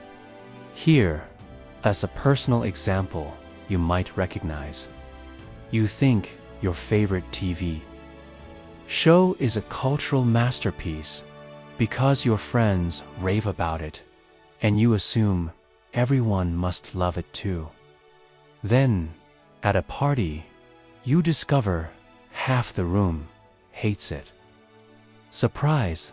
You were caught in the false consensus trap. So, how do you protect yourself from this mental mirage? Step 1. Actively seek diverse perspectives. Don't just hang out in your comfort zone where everyone echoes your thoughts. Challenge yourself by listening to people with different opinions. It's uncomfortable, but enlightening. Step 2. Embrace humility. Admit that your view is just one of many. Recognizing your beliefs are subjective makes you more open and less prone to overestimating consensus. Step 3. Ask questions instead of assuming. Instead of thinking, everyone agrees with me, try, what do others think about this?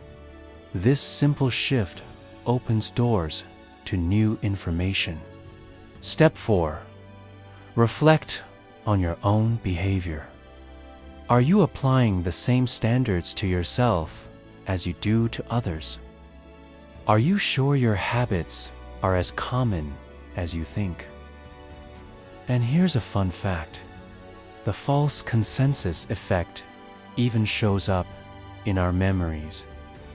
We tend to remember past events in ways that make us feel more normal or accepted, reinforcing the illusion that others felt the same way. Now, here's the cliffhanger you didn't see coming. False consensus isn't just about feeling validated. It can influence your actions, sometimes dangerously. If you believe risky behaviors are common, you might take more risks yourself, thinking you're just going with the flow. Peer pressure. Yup, partly fueled by false consensus. So next time you catch yourself thinking, everyone's doing this, pause and ask, is that really true? Are you falling for the false consensus effect's comforting but misleading spell? Reverse psychology. Have you ever told a kid, don't touch that, only to watch them instantly reach for it? Or told yourself, don't think about that embarrassing moment, And suddenly, it's all you can think about. But it's actually quite simple and terrifyingly powerful. The trick is to tell someone to do the opposite of what you really want them to do. And somehow, they do what you actually wanted in the first place. That, my friend, is the sneaky power of reverse psychology, one of the oldest mind games in the book, yet still wildly effective.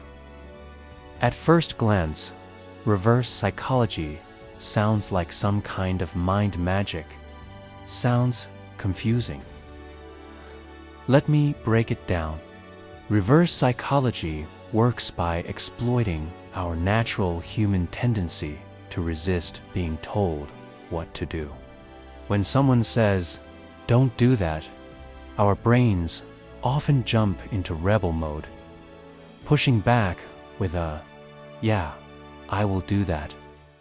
They say, "You probably won't like these peas, so don't even try them." It's like a challenge to their independence, and they react accordingly. It's an emotional tug-of-war fueled by reverse psychology. Suddenly, the kid, fueled by defiance, grabs the spoon and gobbles up the peas like a champ. Bam! Reverse psychology in action. It exploits natural resistance for someone else, gain kind of like emotional trickery, dressed up as casual conversation. You think your decisions are your own, but someone else is subtly pulling your strings, flipping your instincts against you. It's a psychological power play where telling someone not to do something makes them want to do it more. This is called the reactance effect, to our brain's way of protecting our freedom and autonomy. When we feel controlled, we push back, even if it's not in our best interest. Suddenly, you feel compelled to prove them wrong by saying yes, even if you're already overloaded. You walk right into their trap. It triggers your brain's curiosity and defiance. Suddenly, you want that product or deal more because you feel like you are part of an exclusive group. Here's a classic example you've probably seen or experienced.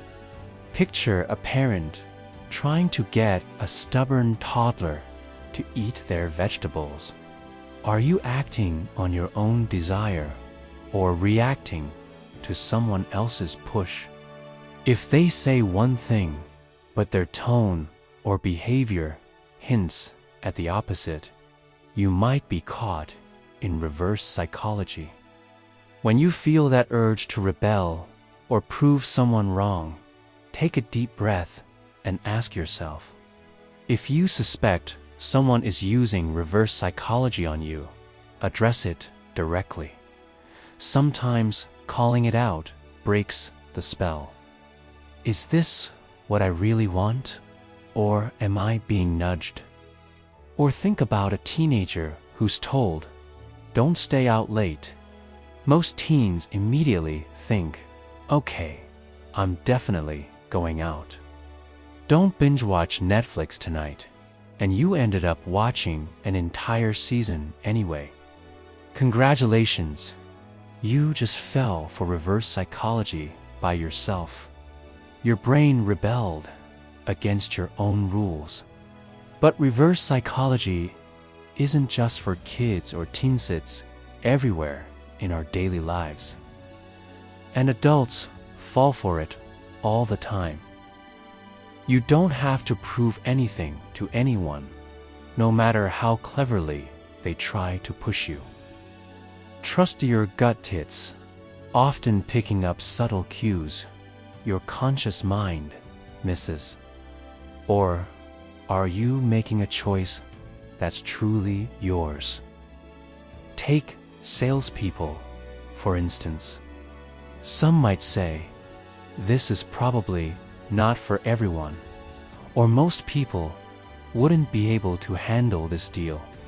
Or, in relationships, someone might say, I don't care if you come to the party or not, which can spark feelings of wanting to prove you do care by showing up. Sounds clever, right? But here's where it gets darker. Reverse psychology can be used to manipulate people into doing things they wouldn't normally do or even want to do. The terrifying part is that often you don't realize you're being manipulated until it's too late. Imagine a manipulative boss who says, I'm sure you wouldn't want to take on this challenging project. Or a partner saying, I guess you don't want to spend time with me, nudging you to prove the opposite, sometimes guilt-tripping with reverse psychology. So how can you spot reverse psychology before it twists your thoughts? First, notice when someone's words seem to contradict what you feel they want. Second, if you suddenly feel rebellious or overly motivated to do something just because you were told not to, pause and question it. Third, be cautious when compliments or criticisms come with "Don T" or "probably not" phrases. These often mask reverse psychology attempts. Fourth, pay attention to your emotional responses. Are you feeling pressured or manipulated? Now, here's the good news. You can protect yourself. Start by building awareness. Once you know about reverse psychology, you can catch it early and think critically about your reactions. Practice mindfulness. Communicate openly. And lastly, trust your own decision-making. Let S bring it back with a funny but relatable twist. Remember that time you told yourself. So next time someone tells you not to do something, pause and consider, are you about to fall into their reverse psychology trap? Cognitive dissonance, exploitation. Ever felt that uncomfortable mental itch when your beliefs don't quite match up with your actions? Like when you splurge on an expensive gadget, but then start doubting if it was worth the money. The result: you bend, justify, or even completely change your beliefs just to stop feeling that nagging discomfort. And guess what? Most people don't even realize it's happening. That weird feeling of inner conflict is called cognitive dissonance. And here's the kicker: it's a goldmine for manipulation. To ease the discomfort, you might tell yourself, well, I recycle, so I'm still doing my part. That little mental trick helps you restore peace. It's like psychological jujitsu, using your own mind's resistance to control your choices. Welcome to the world of cognitive dissonance, exploitation, where manipulators use your brain's desperate need for harmony against you. So, what exactly is cognitive dissonance? Some exploit dissonance by sending you motivational emails or reminding you how much you've already invested, nudging you to keep paying for a service you barely use. Your brain resolves the discomfort by convincing you to stick with it even if it's not in your best interest. After shelling out your hard-earned cash, your brain kicks into overdrive to justify the purchase. Suddenly, all the ads you see praise your phone model while you downplay competitors. This is your mind reducing cognitive dissonance by boosting the value of your choice and ignoring any negatives. In simple terms, cognitive dissonance is the mental stress or discomfort experienced when you hold two or more contradictory beliefs, values, or attitudes simultaneously, or when your behavior clashes with your beliefs. You become a loyal customer, not because the product is objectively great, but because your brain wants to avoid the discomfort of admitting a mistake. Imagine you pride yourself on being environmentally conscious, but then drive a gas-guzzling car daily. Your brain hates that contradiction. When doubts arise, instead of admitting you might have been misled, your mind justifies the situation. I love them. Or, it's worth it, even if deep down you're unhappy. But by hijacking your brain's natural desire for internal harmony, the discomfort drives you deeper into the trap. Is this honest reasoning, or a mental shield to avoid discomfort? Here's where it gets really interesting and dangerous. Manipulators exploit this tension. They deliberately create or highlight contradictions in your thoughts and actions, pushing you to resolve the discomfort in ways that benefit them. Let's take a real-world example. Instead of ignoring it, listen to that feeling. Ask yourself why you're hesitant. Are you justifying the expense because you've already paid, or is it truly worth it? Knowing this gives you the power to question, resist, and take back control. That small moment of awareness can save you from falling deeper into cognitive dissonance, exploitation. Ever heard of those gym memberships you buy in January, all pumped up to get fit? It can reshape your entire identity, your political views, and even how you treat others. Next time, we'll dive into the foot-in-door technica, manipulation tactic that exploits your brain's love for consistency, pulling you into bigger commitments, one tiny step at a time. Talking to trusted friends or mentors can help you see things clearly. It's okay to admit, I made a bad choice, or I changed my mind. Accepting this eases the dissonance and frees you from mental traps. These often exploit your brain's need to resolve discomfort. By March, most people have stopped going, but feel guilty. They experience cognitive dissonance, wanting to be healthy, but not acting on it. So, they start telling themselves, I'm too busy right now, or I'll start again next month. Fitness companies know this too. Now, let's look at the sales world. Say you buy an expensive phone.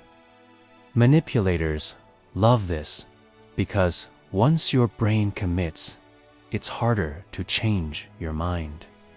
Here's another scary scenario. In relationships or cults, someone convinces you to invest emotionally or financially. This is the terrifying power of cognitive dissonance, exploitation. It locks you into patterns and decisions, not by force. So, how do you spot this sneaky psychological trap? First, be aware of moments when you feel uneasy, guilty, or defensive about your choices. That mental discomfort is a red flag for cognitive dissonance. Second, watch out for pressure tactics that urge you to commit more or justify your investment, whether it's time, money, or emotions. Third, ask yourself if you're changing your beliefs to justify actions rather than adjusting actions to fit your true values. Here's a relatable tip. If you find yourself making excuses or rationalizing repeatedly, pause and reflect. Fourth, seek outside perspectives. Sometimes, cognitive dissonance blinds you to reality. And here's a little trick for breaking free. Embrace uncertainty and mistakes. Think of it like ripping off a band-aid. It's uncomfortable, but healing in the long run. Imagine you're about to buy that pricey subscription service, and suddenly you feel uneasy, like something's off. And now for a cliffhanger. Cognitive dissonance doesn't just mess with your purchases and beliefs.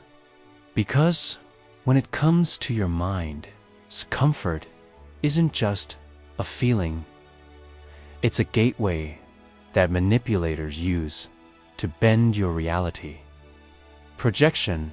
Have you ever caught yourself accusing someone else of being angry or dishonest only to realize later it was you who was feeling that way?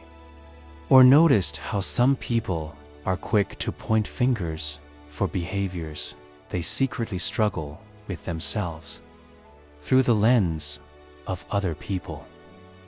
Think of it as your brain's way of dodging uncomfortable feelings by attributing them to someone else. It's a psychological defense mechanism, and manipulators exploit it to confuse, gaslight, and control you. I'm not the jealous one, they are. Or, I'm not rude, they are. Sound familiar?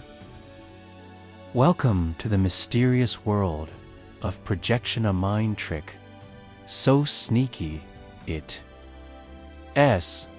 basically your brain playing a little game of hide and seek with your own flaws. If someone's hiding their anger, they might insist others are the ones with the temper issues. But here's the kicker. Projection isn't just some quirky personality trait. Instead of facing these internal conflicts, you unconsciously project them outward, assigning them to other people. Imagine a toxic partner who constantly accuses you of cheating when they are the ones being unfaithful. Or a coworker who accuses you of being lazy while they are the one slacking off. Chances are, that friend is projecting their own selfish tendencies onto others to avoid facing the truth about themselves. Projection flips reality on its head, making you question your own judgment. By projecting blame, they avoid accountability, and you end up bearing the brunt. They're the corrupt ones, they claim, while hiding their own misdeeds. Classic projection used to manipulate entire populations. This shields your ego from guilt, shame, or anxiety. So, how does this mind game really work? At its core, projection happens when your mind can't or won't accept certain feelings, thoughts, or impulses. You might start questioning if you really are the problem, when in truth, you're just the target of someone else's projection. When someone accuses you or paints a picture of reality, your brain automatically tries to make sense of it upon, without realizing it, as a reflection of their issues, not yours. For example, if someone secretly feels insecure about their own competence, they might constantly accuse others of being incompetent. The result: confusion, blame shifting, and emotional chaos. Here's where it gets even more interesting and dangerous. Manipulators use projection as a tool to deflect responsibility and keep you off balance. The more you understand your own emotions and behaviors, the less vulnerable you are to someone else's distorted accusations. If you're calm and confident, but someone insists you're angry or selfish, pause and consider, could this be projection? When confronted with unfair blame, calmly set the record straight without attacking back. I don't think that's accurate. Here's how I see it. Sometimes these patterns are deep-rooted and require outside help. It's like walking through a funhouse of distorted mirrors where you can't quite trust what you see or hear. But once you spot the pattern, you reclaim control. Recognizing that is the first step to stepping out of the funhouse and seeing the world clearly again. Let's dive into a relatable example. Sometimes an outside perspective can reveal projection. Say you have a friend who often accuses others of being selfish, but when you observe their behavior, they rarely think about anyone else's needs. Or picture a manager who blames their team for lack of motivation, while secretly struggling with their own leadership issues. Here, as a fun but unsettling real-world scenario. Politicians and public figures often project their own flaws or intentions onto rivals, stirring distrust and confusion among the public. But why is projection so effective in manipulation? Because it preys on your natural tendency to trust your perceptions and emotions. It is a master stroke for gaslighting, psychological tactic where you remade to doubt your own reality. This can seriously damage your self-esteem and relationships. So how do you recognize projection before it messes with your mind? First, watch for accusations or criticisms that feel out of place or don't match your own feelings or behaviors. Second, notice patterns. Is the person frequently blaming others for things they struggle with themselves? This repetition is a classic sign.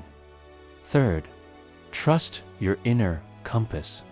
If you feel confused or doubting yourself after interactions, ask for a second opinion from someone you trust. Fourth, keep your emotional boundaries firm. When accusations feel unfair or exaggerated, remind yourself that these may be reflections of the other person's struggles, not your reality. Now, here's the golden question. How do you protect yourself from falling prey to projection-based manipulation. Start by developing self-awareness. Practice assertive communication.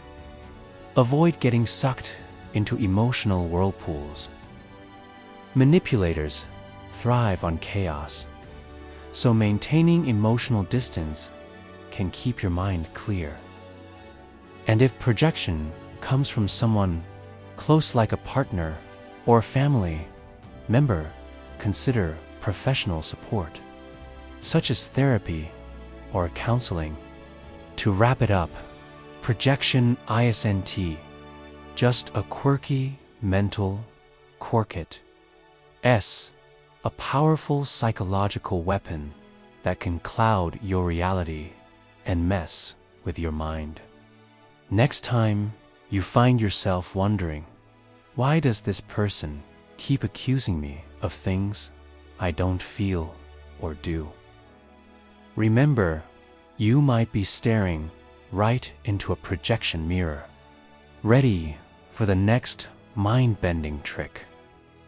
We're diving into the bait and switch because when it comes to your mind, understanding the tricks is the best defense.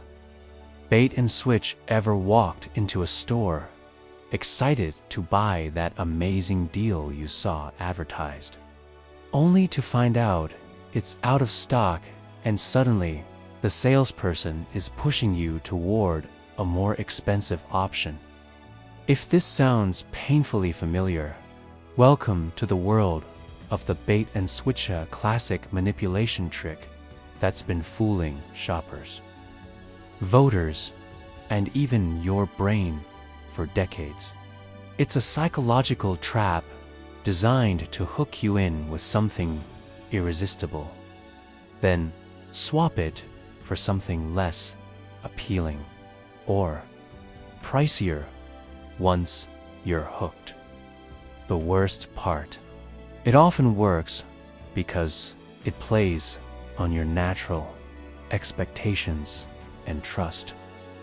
It could be an insanely low price on a TV, a job promise with amazing perks, or a political candidate promising change. The bait looks so good that it pulls you in, triggering excitement and commitment. At first, it feels like a simple marketing ploy, but the bait and switch goes way beyond just sneaky sales tactics. The deal isn't available anymore. The fine print kicks in, or the salesperson shifts your attention to a different product, one that's more profitable for them but less valuable or affordable for you. So how does this crafty trick actually work?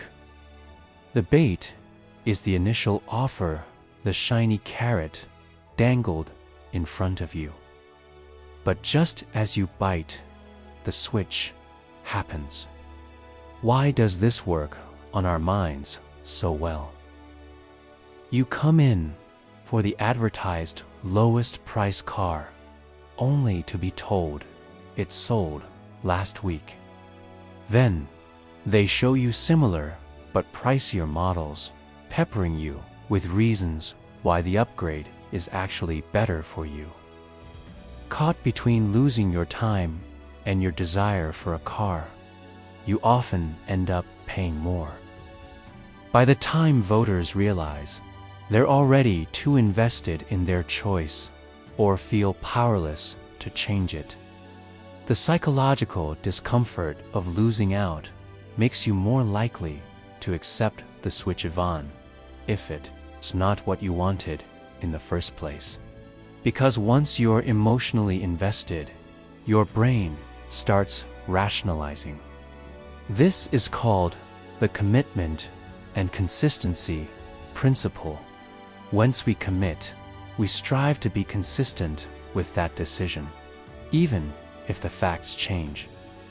If the offer seems ridiculously low or perfect, pause and do your research. If the bait disappears quickly or turns into something else, alarm bells should ring. Just because the initial offer vanished doesn't mean you must settle for the switch. Be ready to walk away.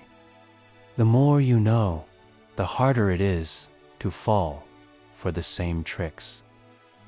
The bait is designed to hook your feelings, excitement, hope, urgency.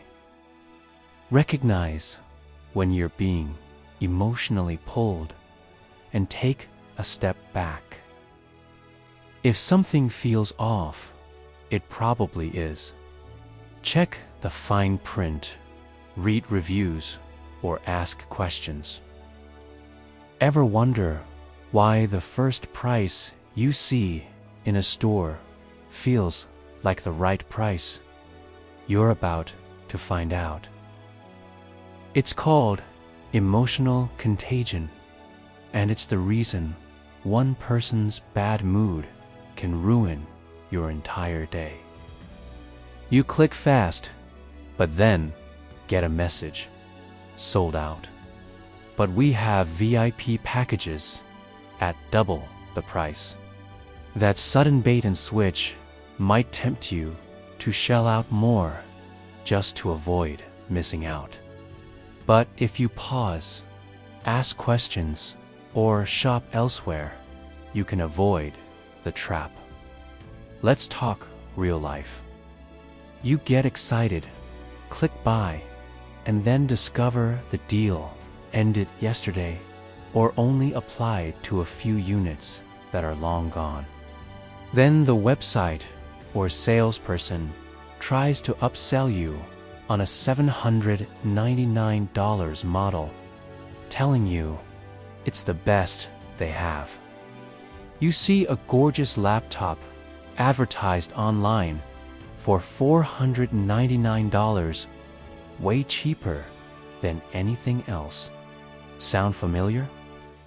That's bait and switch playing on your disappointment and desire to get a good deal. Or what about car dealerships? They're masters of this trick. Political campaigns can also bait and switch you, promising sweeping reforms during the election, then backing off or changing policies once in office. The danger here is that bait and switch erodes trust and exploits your commitment. It's a psychological sucker punch wrapped in excitement. But how do you spot it before you get caught? First, be skeptical of deals that sound too good to be true. Second, watch for sudden changes in availability or conditions. Third, don't rush into commitments driven by excitement or pressure. Manipulators count on your impulsive reactions. Fourth, set clear boundaries on what you're willing to accept. And here's a pro tip: keep emotions in check. Imagine you're hunting for concert tickets. You see an ad for front row seats at a steal of a price.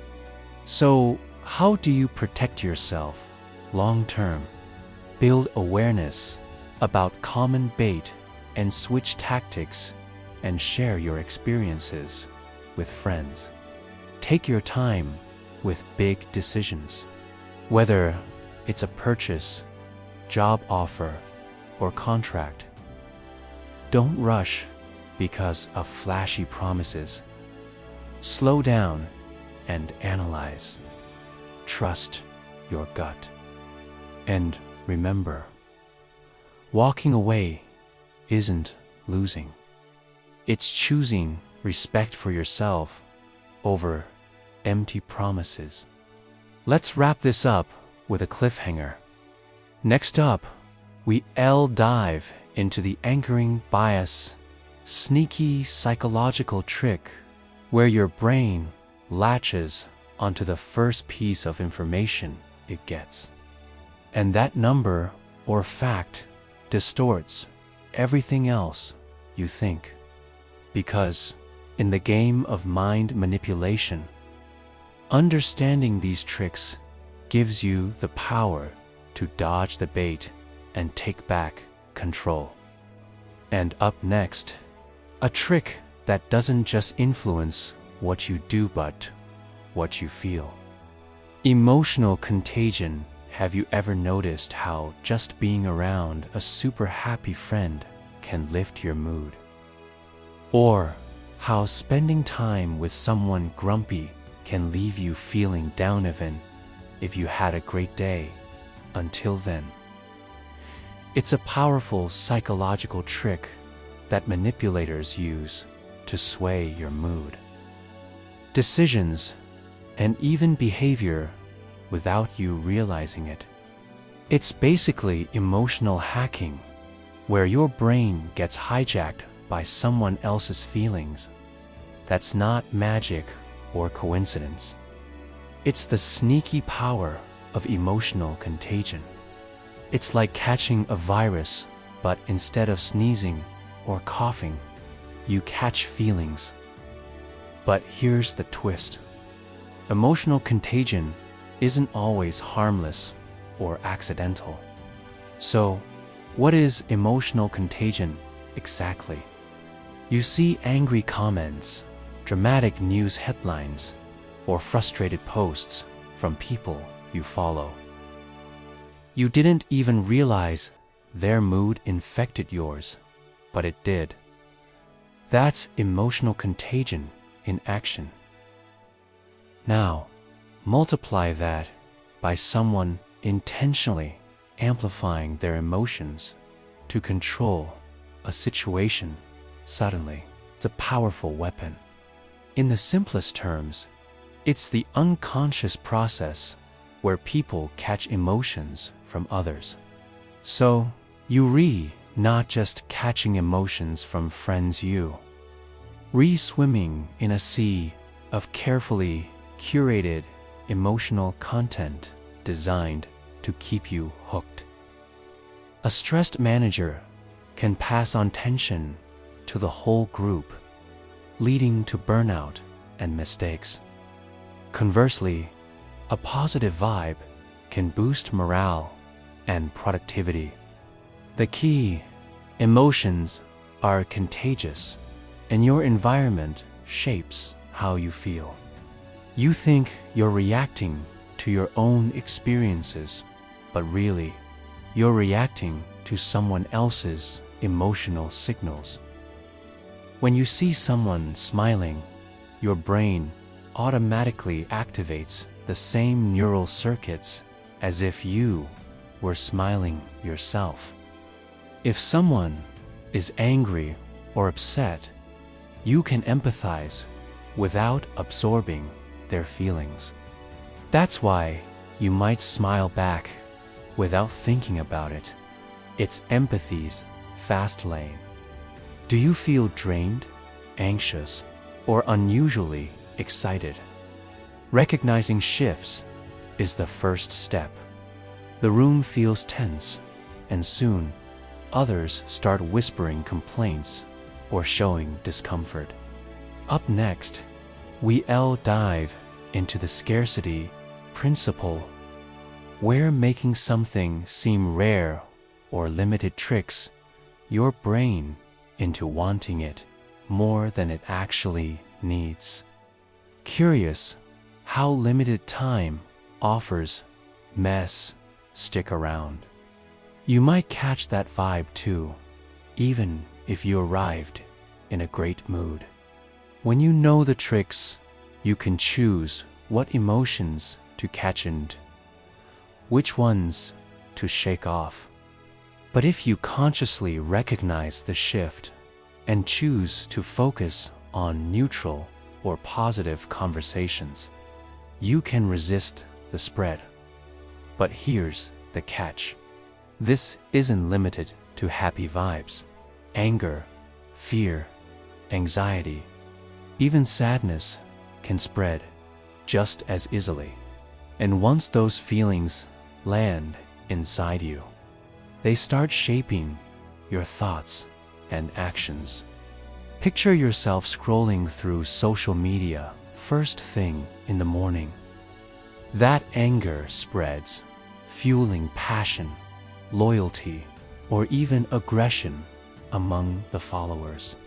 Remember, you control what you consume.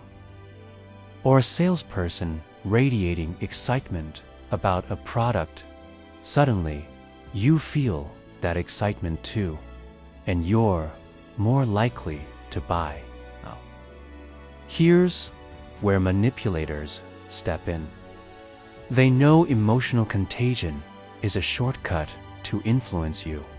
By expressing certain emotions, whether in person, through messages, or media, they can steer your feelings and decisions.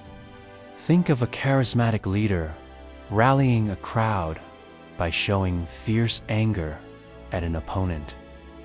It's like emotional dominoes.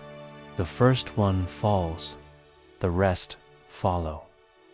Here's a relatable example from everyday life. Imagine a friend who's always anxious about everything. When you hang out, you might start feeling uneasy too, even if your day was fine. In workplaces, emotional contagion can affect team dynamics.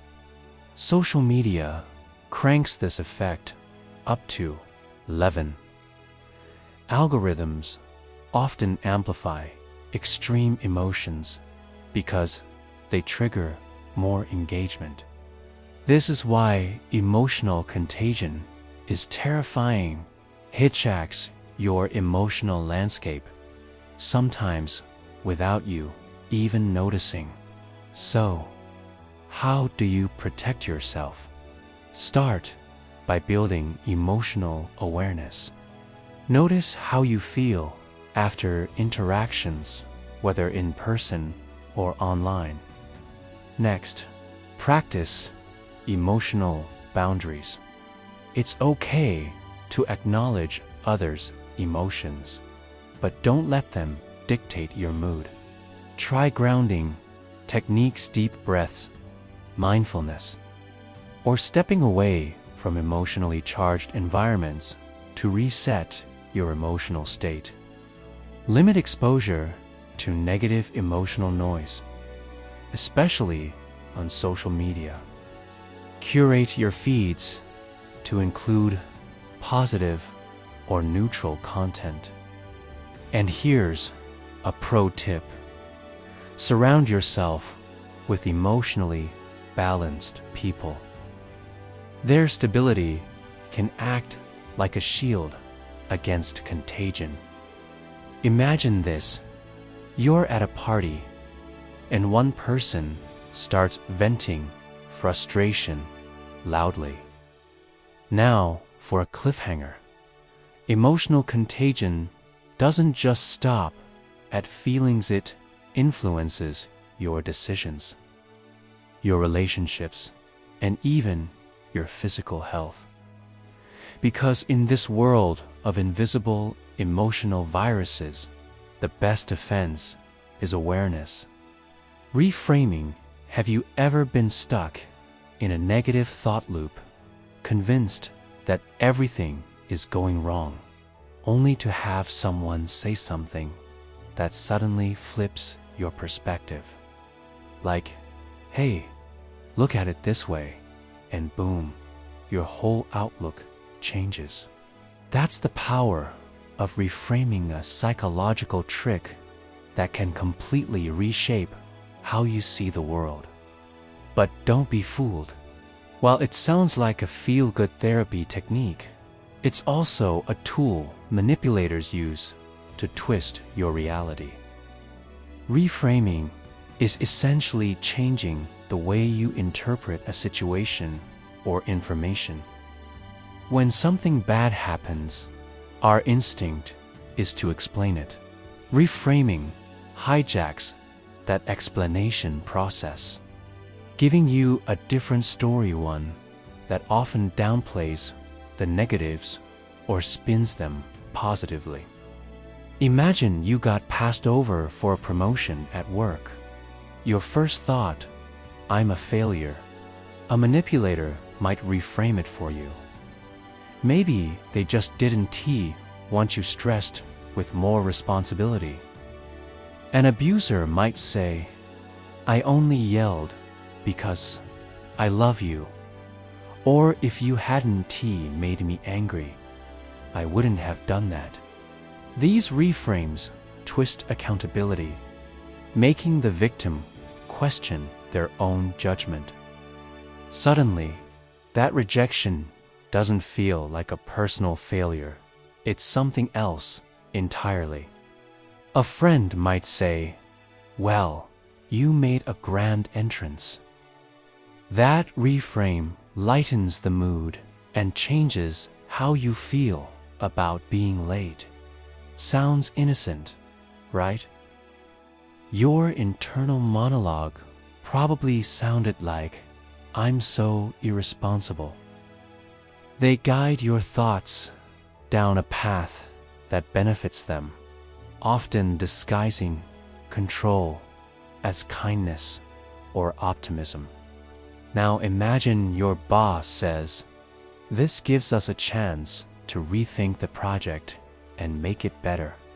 Manipulators want you to move on before you process or question what happened. Suddenly, the failure morphs into an opportunity. Instead of hearing, "They don't care about me," a manipulator might reframe it as, "It's your mind signaling that something's off." This reframe might calm you down temporarily. But if it keeps you silent when you should speak up, it's serving their agenda, not yours. They're just really busy. You know how life is. If the answer is no, don't be afraid to challenge that reframe. It's a mind game where making something seem rare or limited sends your brain into overdrive, causing you to want it way more than you should. Those limited time offers and only a few left messages. You're about to discover how your mind falls for them again and again. That little shift stops you from confronting or feeling hurt and keeps the friendship poor, at least. Write it down, talk it out, or just sit with your feelings. You start taking back the narrative and writing your own story. The clearer you are about your own truth, the harder it is for someone else to twist it. But here's the twist. Manipulators use reframing not just to make you feel better, but to control your perception, making you accept things you might normally reject or feel angry about. It's called the Zeigarnik Effect, and it's why cliffhangers mess with your brain more than you realize. Stay tuned. It's like mind origami, folding your thoughts into a new shape that suits their agenda. If someone consistently flips your complaints or discomfort into positives without acknowledging your experience, that's a red flag. This can cause confusion, self-doubt, and make you second-guess your feelings. Over time, you might start accepting the manipulator's version as the truth, losing touch with your own perspective. So, how does reframing work its magic? Our brains are wired to seek meaning and patterns. Take another example. You confront a friend who's been ignoring your messages. Now, here's why this trick is so powerful and dangerous. When someone reframes your reality, they're essentially asking you to rewrite your own experience. In abusive relationships, this tactic is common. Let's get relatable. Think about a time you missed an important deadline, or you're late to a party and feel embarrassed. See how reframing isn't inherently bad. It's all about who's doing it and why. Manipulators use reframing to steer your emotions and keep you compliant. So, how do you spot when someone's reframing is working against you? Be cautious when reframing comes with pressure to accept or forgive quickly. Also, if reframing makes you feel confused or like you're losing your grip on reality, trust that feeling. Here's the secret weapon: strengthen your own narrative. When a situation happens, take time to reflect on how you interpret it. Remember, it's okay to reframe situations for your own mental health, like focusing on lessons learned rather than failures. But it must come from you, not someone else manipulating your thoughts. Imagine this: you just got scolded unfairly at work. A manipulative colleague says, "See? They're just stressed. Don't take it personally." Now, what's a simple step you can take right now? Next time someone tries to reframe your feelings or perspective, pause. Ask yourself, does this feel right to me? Am I being true to my experience? And here's a teaser for what's next. Ever heard of the scarcity principle? Because when you understand these tricks, like reframing, you can stop feeling like your mind is being pulled in every direction. So, ready to see how your brain can be tricked into wanting what it doesn't really need? Stick around. This ride's just getting started. Coming up next, a trick that doesn't start with what you're shown, but what you're not allowed to finish. The Zeigarnik Effect. Ever had a song stuck in your head that you just couldn't finish? Or started a book or TV series only to obsessively think, unable to move on until you know the ending? If this sounds familiar, congratulations, you've experienced the mysterious psychological power called the Zeigarnik Effect. It's a mind trick that makes unfinished tasks or incomplete stories stick in your brain like glue, pulling at your attention until you resolve them. But here's the kicker: it's not just a quirk. It's a powerful manipulation tool that marketers, storytellers, and even con artists use to keep you hooked. So, what exactly is the Zeigarnik Effect? Back in the 1920s, psychologist named Bloomer Zeigarnik discovered something fascinating. People remember incomplete or interrupted tasks better than completed ones. Or opened a YouTube video and had to watch till the end because you wanted to know what happens. Ever had a manager assign you a task but interrupt you midway with something urgent? That incomplete task lingers in your mind, creating a nagging urge to get back to it, sometimes causing stress and reducing productivity. Manipulators exploit this by intentionally leaving things incomplete or ambiguous, keeping you hooked longer than you'd like. Whether it's a salesperson leaving a question unanswered to get you curious, or a dating app showing partial profiles, the Zeigarnik Effect keeps you emotionally invested and coming back for more. That tension your mind feels, that's the Zeigarnik Effect, whispering, finish what you started. Think of your brain as a filing cabinet. When you start a task but don't finish it, that file stays open and demanding attention. Your mind keeps nudging you, hey, don't forget this. Finish it. Notice if a task, story, or deal keeps pulling at your attention, even when it's not urgent or important.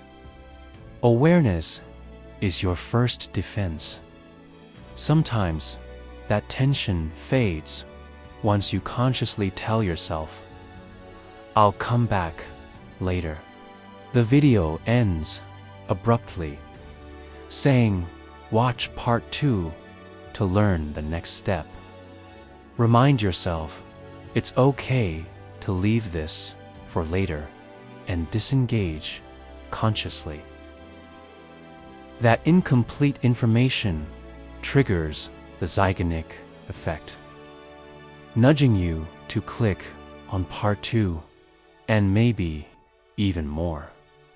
The creator cleverly uses your brain's craving for closure to keep you glued. Prioritize what truly matters to you. The cliffhanger ending isn't just a storytelling device, triggers the Zeigarnik Effect, making you crave the next episode. With awareness and a little practice, you can break free from that mental tug-of-war and decide what deserves your focus. And now you get to decide when and how to do it. Ever noticed those limited time deals or only a few left warnings that interrupt your shopping? If you're stuck on a task or story, try to finish it or consciously decide to shelve it. They redesign to make you feel like you're missing out on something you started noticing, activating the Zeigarnik Effect. The incomplete deal sticks in your mind, pressuring you to act quickly before it disappears. Your brain's nagging, unfinished business compels you to return, sometimes even late into the night. This creates tension and mental discomfort, which your brain wants to resolve by completing the task. Sounds innocent, right? But when harnessed cleverly, this effect can manipulate your focus, emotions, and even your wallet. Imagine scrolling through your favorite streaming service. You binge watch half of a thrilling series, then stop for the night. Marketers know this all too well. Now, here's a real-world example from everyday life. Have you ever started an email reply, gotten distracted, and then found yourself thinking about it hours later? Even in work environments, this effect can be a sneaky tool. But why is this effect so terrifying when used manipulatively? Because it taps into your brain's natural need for closure, making you psychologically vulnerable. It's like your brain is a rubber band stretched tight, waiting to snap back to finish what's left hanging. So how can you protect yourself from falling victim to this sneaky mind game? First, recognize when you're experiencing the Zeigarnik Effect. Second, give yourself permission to pause and take breaks of them if things feel unfinished. It's okay to step away without guilt. Third, set clear priorities. Ask yourself, is this really worth my mental energy right now? Not every half-finished task deserves your attention. Fourth, create closure where possible. Imagine this. You're watching a YouTube tutorial on how to fix your bike. But what if you're not in the mood to binge watch or keep shopping? That's where mindful control steps in. Once you understand the Zeigarnik Effect, you realize just how much unfinished business your brain is juggling. How often people use that to their advantage. The good news. So, next time you find yourself obsessing over a half-done task or a cliffhanger story, remember, your brain's just trying to close the loop. Guilt tripping ever had that sinking feeling when someone drops a comment like, "After all I've done for you," or, "I guess I'm just the bad guy now." Suddenly, you're hit with this heavy wave of guilt, and before you know it, you're doing what they want even if it's the last thing you feel like doing. Welcome to the dark, manipulative world of guilt tripping, a psychological trick that turns your emotions against you, making you act out of obligation rather than choice.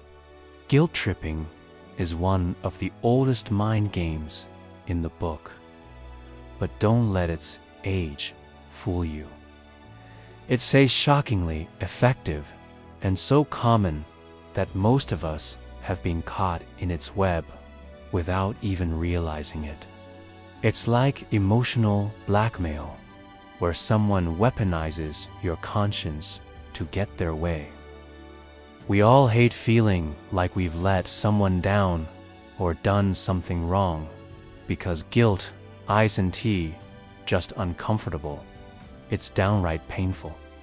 Instead of acting out of your own wants or needs, you're re-driven by a nagging sense of "I have to" or "I should." This can lead to resentment, burnout, and damaged self-esteem. When someone makes you feel responsible for their suffering or disappointment, your brain jumps into fix-it mode. Suddenly, you're scrambling to make amends, often at your own expense. Suddenly, you feel like the villain for having a busy life and start questioning your priorities. So, how does this psychological ninja work? When you finally bring it up, they say, "After all I've done for you, I thought you'd listen." Are you suddenly anxious, worried, or like you owe someone? That's often a red flag. These are classic guilt trip phrases designed to poke at your conscience. Boom! That guilt trip makes you drop your own stuff to console them again, even if you're wiped out. Everyone feels guilty sometimes, but if you find yourself constantly apologizing or bending over backward to avoid disappointing someone, that's a sign you might be trapped. At its core, guilt tripping exploits your natural human desire to be good, fair, and loyal. Give yourself permission to feel okay without having to fix everything. If you feel safe, say something like, "I notice that you're making me feel guilty. Can we talk about what's really going on?" Practice phrases like, "I understand you're upset, but I can't take responsibility for that." Or, "I want to help, but I need to take care of myself, too." A relative says, "After everything I've done for you, it hurts that you don't come." Instead of immediately agreeing, you pause and think, "Is this guilt fair? Am I responsible for their feelings?" Then you calmly explain your reasons without giving in to emotional pressure. Guilt trippers often ignore this balance. They want to tip the scales in their favor. Ever wonder why limited time offers, or only a few left, make you rush to buy stuff? You're about to learn how scarcity hacks your brain like nothing else. Picture this familiar scene. Your friend cancels plans last minute and says, "I was really looking forward to seeing you, but I guess you don't care." You reclaim your power, your time, and most importantly, your peace of mind. That little jab isn't just sadness, it's a guilt bomb. Now, you feel terrible and might even apologize for something you didn't do wrong. And you get to decide what to do with it. Here's the kicker. Guilt tripping doesn't just happen in friendships or families. It's rampant in workplaces, relationships, and even social media. The subtle guilt trip pushes you to work overtime, even if you're exhausted. You feel like you owe them, so you comply. Take the workplace example. A boss says, "I stayed late to help you with this project. I thought you'd appreciate it." Or in romantic relationships, "If you really loved me, you'd do this for me." That line is a classic guilt trap designed to corner you into submission by questioning your feelings. Why is guilt tripping so dangerous? Because it hijacks your ability to make free, healthy choices. And guess what? Once you start giving in to guilt trips, manipulators know you're vulnerable and will keep pushing that button, sometimes escalating their demands. Let's get real with a relatable example. Imagine your sibling calls you every day, complaining about their problems, but never asking how you're redoing.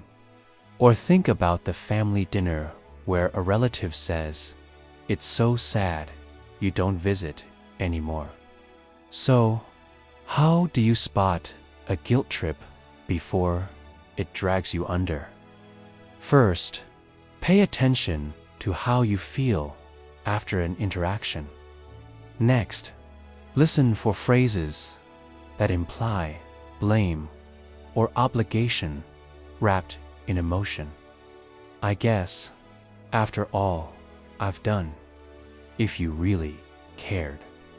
Also, watch for patterns. Now, here's the golden advice to protect yourself. Start by setting clear boundaries. It's okay to say no without guilt. Remember that your feelings and needs matter just as much as anyone else's. Use self-compassion. When guilt starts creeping in, ask yourself, is this guilt justified, or is it someone else's way of controlling me? Also, sometimes calling out the guilt trip can break its power. Imagine this. You're debating whether to attend a family event you really want to skip. Here's a cliffhanger for you. Up next, we'll unravel the scarcity principle, psychological trick that makes you crave things just because they seem rare or limited. Because once you spot guilt trips for what they really emotional. Manipulation, you stop letting others control your choices through shame. So, next time someone tries to make you feel guilty to get their way, remember, guilt is a feeling, not a rule. Triangulation, have you ever been caught in a drama where it feels like you're re-stuck in the middle of a tug-of-war you didn't even sign up for? Maybe a friend says something like, "Well, Sarah thinks you're overreacting." Or a coworker drops hints that someone else said, "You not pulling your weight," without that person being there.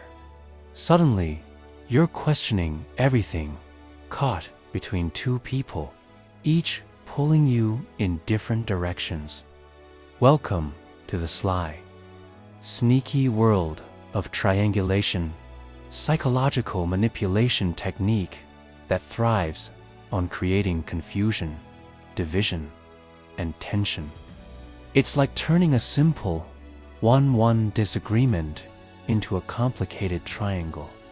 The goal: to avoid direct confrontation, spread doubt, and make you feel isolated or defensive. At first glance, triangulation might sound like a harmless social dynamic after all. We all compare notes or vent to a third party sometimes. Now your coworker treats you differently, and you don't even know what's wrong or how to fix it. You try to confront the manager, but they deny saying anything, leaving you stuck between two versions of reality. But make no mistake, in the hands of a manipulator. Triangulation is a power play designed to control and isolate you, using other people as pawns in their game. So, how does triangulation actually work? This can destroy trust, isolate you socially, and even create enemies where none existed.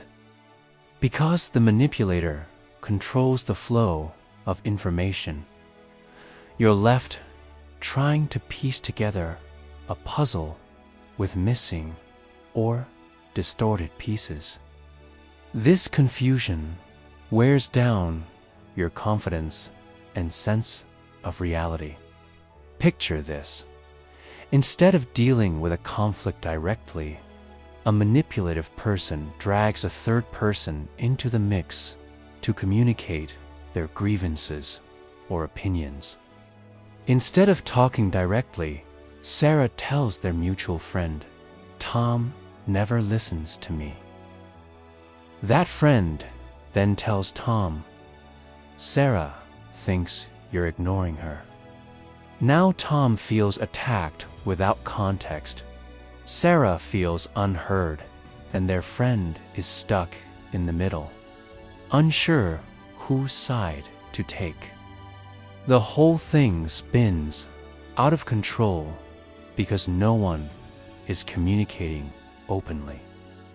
By playing both sides, the manipulator keeps you off balance. You're left wondering, what's the real story? Who should I trust? Small disagreements spiral into big dramas because instead of resolving issues, people start taking sides and spreading rumors. The difference is intent and impact. Gossip might be careless or silly, but triangulation is strategic and harmful manipulation. And because human beings crave clarity and trust, this uncertainty can feel deeply unsettling. You can say, I don't want to be caught in the middle line. Happy to listen, but I need honesty from everyone involved. Here's a classic example that might hit close to home.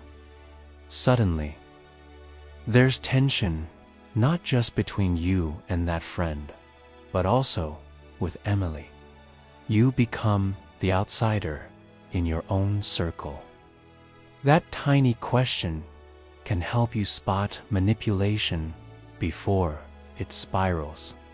Say things like, I'd prefer to talk directly so we don't get mixed up. You're left wondering, who's telling the truth? Instead of falling into the trap of whisper campaigns, you insist on clarity. That's how you break the triangle and take back control. You're at work and your manager criticizes your performance, but instead of telling you directly, they say to a colleague, I'm concerned about John's recent work. Sounds flattering. Wait till you see how dangerously misleading it can be. You stop being a puppet in someone else's drama and start calling the shots in your own story. Or in friendships. Imagine a friend telling you, I told Emily you weren't really interested in hanging out, but you never said that. Choose your battles and your messengers wisely. Sounds exhausting, right? Here's why triangulation is so dangerous, terrifying. First, it creates division. Instead of working through problems openly, the manipulator uses others as messengers or spies, fueling misunderstandings. Second, it puts you in a powerless position. Third, triangulation can escalate conflicts. You might be thinking, but I've seen this happen at work or among friends all the time. It's just normal gossip. Here's a relatable story. Sarah and Tom are in a rocky relationship. So, how can you spot triangulation before it pulls you in? Listen for indirect communication. If someone constantly talks about you to others instead of talking to you, that's a red flag. Watch for third parties being used as messengers or to relay opinions that could have been shared directly. Notice if you feel confused or like you re-caught between conflicting stories with no way to clarify the truth. Pay attention if relationships start feeling tense or competitive for no clear reason. And here's the good news. You can break free from triangulation. Start by insisting on direct communication. If someone brings a message from another person, kindly ask to hear it from the source instead. Set boundaries with people who drag you into conflicts that aren't yours. Keep your facts straight and document important conversations if necessary, especially at work, so you're not stuck guessing what was said behind your back.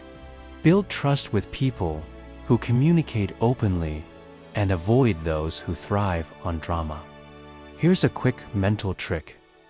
Whenever you feel pulled into a triangle, ask yourself, am I being used as a messenger or pawn? Imagine this.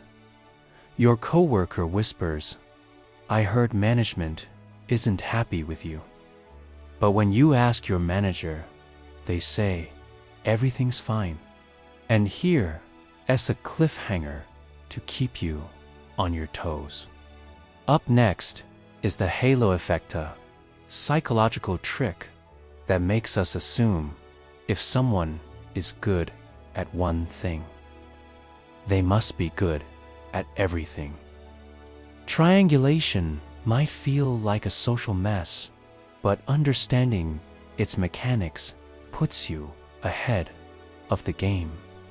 So next time you feel stuck in the middle of someone else's conflict, remember, not every message is yours to carry, and not every drama needs your energy.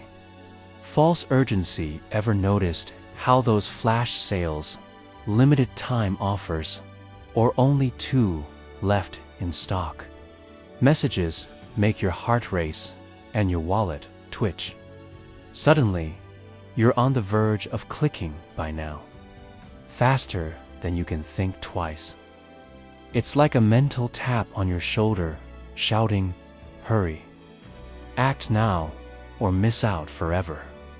But the truth, that sense of urgency is often manufactured to push you into impulsive decisions that may not be in your best interest. That rush, my friend, isn't accidental. It's the clever, manipulative magic of false urgency, psychological trick designed to hijack your brain, making you act fast before you even realize what hit you. When you see only 3 spots left, or sale ends in 1 hour, your brain starts sounding alarms, triggering anxiety that if you don't act fast, you'll lose out. Suddenly, your reasoning takes a back seat, and fear of missing out steers the wheel. You suddenly feel like if you don't sign on the dotted line, you're missing a once-in-a-lifetime offer, even if you haven't fully thought through the purchase. Sounds familiar? That's because false urgency is everywhere, from online shopping to car dealerships, from fast-talking salespeople to clickbait headlines. So, how exactly does false urgency work its mind-bending spell? You're left acting out of panic or greed, not logic. It's used in scams, manipulation, in relationships, and even workplace politics. That rush isn't about love, it's about control. By creating false urgency, they prevent you from noticing red flags or considering your own feelings. A manipulator might say, "You have to decide now, or else you're out," pressuring you to comply without time to think or consult others. The constant pressure wears you down, making you compliant out of stress rather than motivation. Our brains are wired to avoid loss. Psychologists call this the loss aversion bias. The pain of losing something is psychologically twice as powerful as the pleasure of gaining something. For example, does the limited time offer actually, or does it reset every day? Think about it. Have you ever stayed on the fence about buying a gadget, only to jump at the last second because the timer was ticking down? Or maybe you booked a trip feeling rushed by the last chance deal, and later realized it wasn't as amazing as you thought. That's false urgency playing you like a fiddle. In moments of urgency, take a deep breath, get a glass of water, or step away for a few minutes. Give your brain the chance to switch from emotional to rational mode. Say, "I need to think about it," or "let me get back to you." True opportunities don't vanish if you pause and consider. You spot a flashy ad. 50% off, ends in 15 minutes. Up next is the confirmation bias, a sneaky trick where your brain only hears what it wants to hear, ignoring facts that don't fit your beliefs. It's like living in your own echo chamber, and it shapes everything from politics to personal choices. Compare if the item or decision aligns with your values or goals, or if it's just impulse. Instead of clicking fast, you close the tab, sleep on it, and wake up realizing you don't need it after all. That's taking back your power. You don't even need the item, but the countdown timer feels like a ticking bomb. Your fingers start moving on the checkout button before you've even checked the reviews. That pressure to act now makes you ignore the little voice in your head saying, "Do I really need this?" No more falling for the act now or lose out trap. Because in the race against false urgency, slow and steady wins every time. Let's bring it down to everyday life.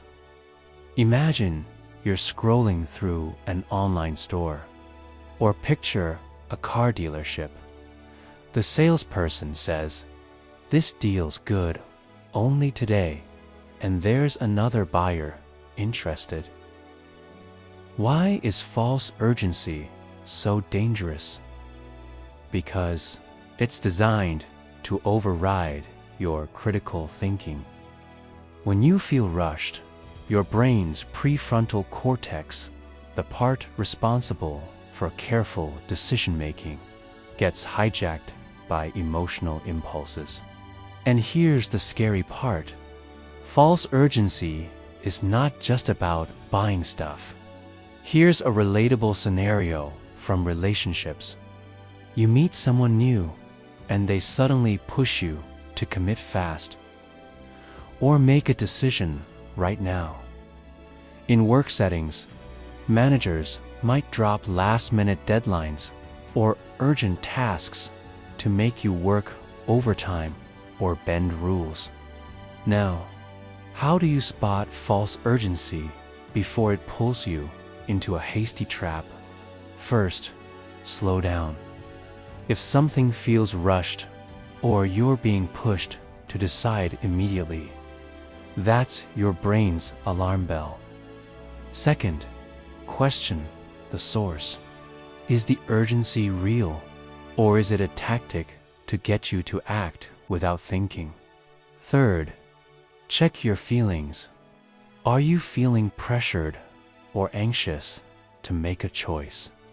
Recognize that this emotional pressure is a manipulation tactic. Fourth, whenever possible, step back and ask for more time. Here's the best advice to protect yourself. Practice the art of the pause. Make a rule: never buy or commit under pressure. If a deal or request feels urgent, remind yourself that you have the right to say no or wait. Seek a second opinion. Talk to a trusted friend or advisor who can give you a fresh perspective, someone who isn't caught up in the rush. Keep a list of your real needs and priorities. Imagine this. You're on a website, ready to buy a pricey gadget, and the timer says offer ends in 2 minutes. Here's a cliffhanger for your next video binge. False urgency might feel like a natural rush, but once you recognize it for what it is, manufactured pressure, you reclaim control over your decisions. So, the next time that flashing timer or urgent email hits you, pause, breathe, and remember, your best decisions come when you're calm, not rushed. Halo effect, manipulation. Have you ever met someone who seemed flawless at first glance? Charming, confident, maybe even a little dazzling. And suddenly, every little thing they do feels impressive or trustworthy. Sounds harmless, right? Well, it's one of the darkest mind hacks out there, because it blinds us to flaws and red flags, letting manipulation slip right past our defenses. Or maybe you bought a product because a celebrity you liked endorsed it, and you just assumed it must be good without really checking. That's the power of the halo effect, a sneaky psychological trick that manipulates your perception without you even realizing it. It's like your brain gets tricked into thinking if they're good at this one thing, they must be good at everything. So, what's the deal with the halo effect? They might favor an employee who's great at one task and overlook their mistakes in others, giving them undue praise or promotions. At its core, its halo effect is a cognitive bias, a mental shortcut where our overall impression of a person or thing influences how we feel and think about their specific traits. Manipulators exploit this bias by crafting the perfect first impression or controlling what information we see. Knowing that once the halo forms, our judgment becomes clouded. You start idealizing them based on that limited info, ignoring any inconsistencies or red flags that pop up later. If someone looks attractive, we might automatically assume they're smart, kind, or competent. If a brand has a cool logo, we might think their products are top quality. It's our brain's way of simplifying complex information, but it's also a ripe ground for manipulation. Ask yourself, am I basing this opinion on solid facts or just a general feeling? That glow can make people trust them blindly, overlooking policies or behaviors that should raise alarm bells. The shiny endorsement creates a halo that makes you ignore reviews saying the phone has issues. Suddenly, you're convinced it's the best on the market, even if it's not. Here's how it works in everyday life. Imagine you're at a party, and someone walks in with impeccable style, flashing a winning smile. Remind yourself that competence in one area doesn't guarantee it in others. Before they even speak, you're thinking, wow, they must be successful and trustworthy. But what if that person is actually a smooth talker with a history of deception? Your brain's halo around their looks is blinding you to reality. You avoid the pitfalls of misplaced trust and build more genuine connections. Or picture buying a fancy new phone because your favorite celebrity uses it. It smooths over flaws, glosses reality, and tricks you into trusting or liking things you shouldn't. Even in the workplace, managers can fall victim to the halo effect. Because when you see beyond the glow, you take back control of your mind. That's a power no manipulator can take away. Don't just rely on what feels good or looks appealing. Sounds like harmless admiration, but here's where it gets terrifying. Because of the halo effect, we often ignore warning signs or contradicting evidence, leaving us vulnerable to scams, bad relationships, or poor decisions. Take online dating as an example. Someone might post only their most flattering photos or carefully crafted bios. It's like wearing rose-colored glasses that make everything look better than it is, until reality hits hard. The danger isn't just personal, it can shape society too. Think politicians or influencers who appear charismatic and confident. So, how do you spot when the halo effect is manipulating your mind? Start by questioning your first impressions, especially when they're very positive. Look for contradictory evidence. If someone seems perfect, dig a little deeper. Nobody's flawless. Don't let charm or good looks replace critical thinking. And here's a little test for you. Next time you meet someone impressive, pause and list 3 things you actually know about them beyond their appearance or charm. Breaking free from the halo effect means training your brain to see people and situations more holistically, not just through a glowing lens. Here's some advice to protect yourself. Take your time before making big decisions, whether it's hiring someone, trusting a new friend, or making a purchase. Ask questions and seek out multiple perspectives. Be aware of your own biases. Sometimes attraction or admiration can blind even the smartest minds. If you're prone to being dazzled by charisma, consider sharing your thoughts with a trusted friend who can offer a more objective view. Imagine this: instead of rushing to trust that charming new colleague, you observe their actions over time. Ask for feedback from others and keep your radar on for inconsistencies. Here's a cliffhanger for you.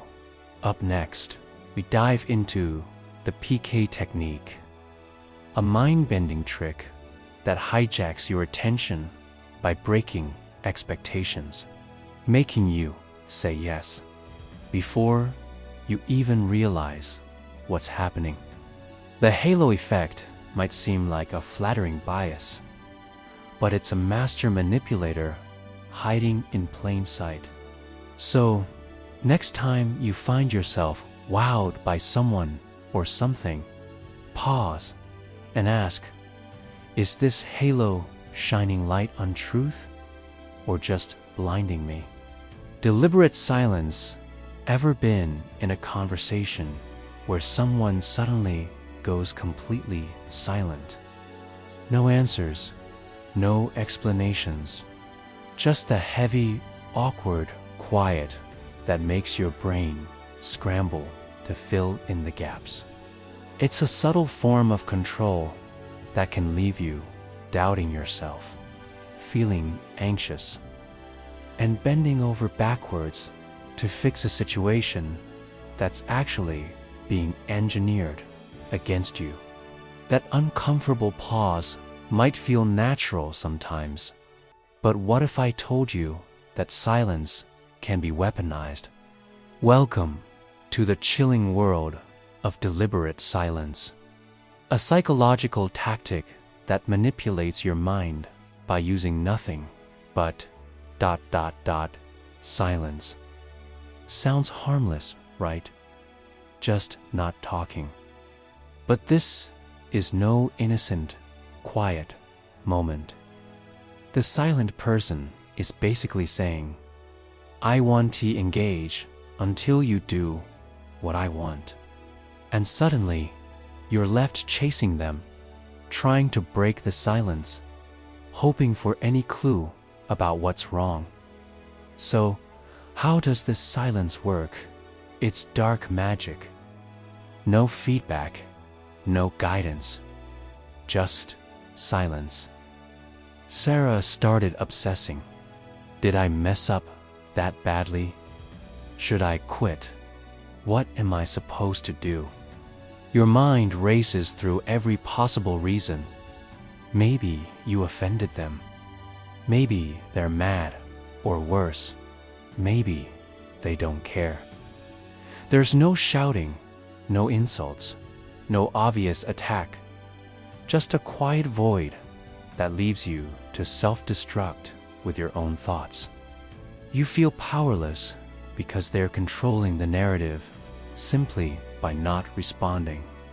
The silence paralyzed her, making her anxious and less productive. That silence isn't just passive, it's a power play. If you feel you're being met with silence as punishment, pause and ask yourself, are you being unfairly punished? Are you the one trying to fix something that isn't broken? You're stuck, waiting, guessing, second-guessing, and often you end up apologizing or giving in just to restore peace. But in reality, it's a form of emotional punishment and manipulation. It chips away at your confidence and self-worth without a single word spoken. Humans are wired for communication. When someone suddenly cuts off interaction, especially during an emotionally charged moment, it triggers confusion and stress. A colleague ignoring your emails, a friend ghosting calls after a disagreement, or a parent giving the silent treatment. It's all deliberate silence dressed up in different scenarios. Ever wondered why limited time offer signs make you want to buy stuff you don't need? Stay tuned. Your brain hates the unknown, and silence creates a vacuum filled with questions. What did I do wrong? It leaves you confused, anxious, and scrambling for answers, all without a single word. Sometimes it's a manipulative pause designed to mess with your mind. And now, you know how to fight back.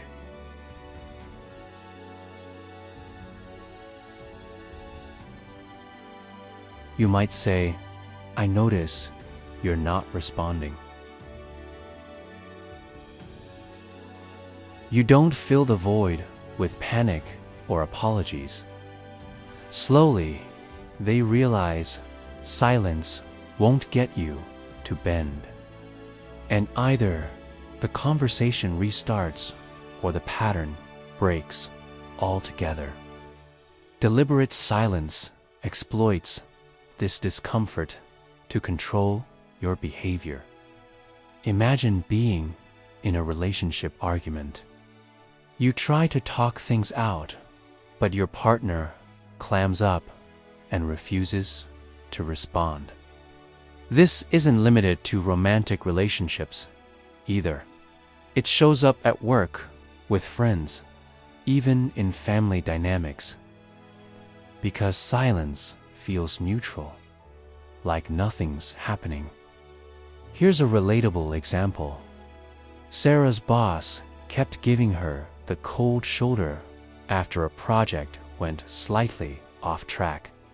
Or think about when you text a friend about a problem and they don't reply. That silence hangs heavy. Now, here's the kicker. Deliberate silence is terrifying because it's invisible. But here's the silver lining. Recognizing this tactic is your first step to taking back control. First, understand that silence can be a choice, a tool of manipulation, not just an accident or shyness. Don't jump to fill the silence by apologizing or over-explaining. Set boundaries. If someone's silence is hurting you or controlling your behavior, call it out calmly. Also, check in with trusted friends or mentors. Sometimes, an outside perspective can help you see if the silence is manipulation or just a natural pause. Imagine your partner goes silent after a fight, and instead of chasing them, you decide to focus on yourself, your hobbies, friends, and peace of mind. Here as a cliffhanger for your curiosity.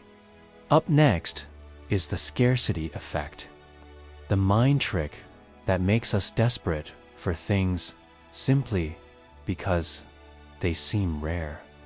Deliberate silence might look like doing nothing, but it's a powerful weapon in manipulation's arsenal. So next time someone goes radio silent, remember, silence doesn't always mean peace. Learned helplessness.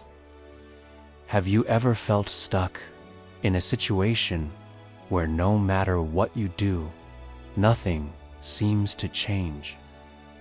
Like you're trapped in quicksand, struggling harder, but sinking deeper. That crushing feeling isn't just bad luck or laziness. It's something psychologists call learned helplessness. And it's one of the darkest mind traps out there. Once it takes hold, it convinces you that you have no control over your life, making you give up before the battle even begins. Sounds bleak, right? But this isn't just about feeling down or overwhelmed. Learned helplessness is a psychological phenomenon that can hijack your motivation, your decisions, and even your future. So, what exactly is learned helplessness? These dogs were exposed to unpleasant shocks they couldn't escape from. After a while, even when the barrier was removed and escape was possible, the dogs didn't try to get away. They had learned to be helpless, convinced they had no power over their fate. It started as a shocking discovery in the 1960s, when psychologist Martin Seligman conducted experiments with dogs. It dims your ability to notice opportunities and makes you emotionally numb to change.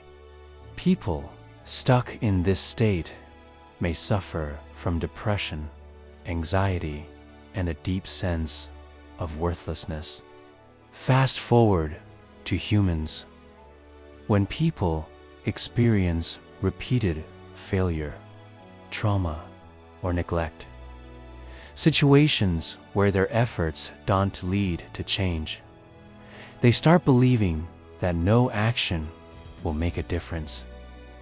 Each time he tried to leave, his partner would convince him he was weak, useless, and that no one else would want him. After years of this, Mark stopped trying. He felt trapped, helpless, and that's exactly what his partner wanted.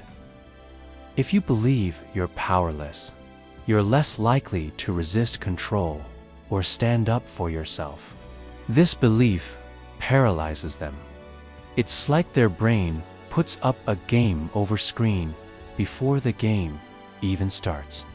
Here's how it sneaks into everyday life. Friends and family encouraged her, but she became convinced she'd never succeed.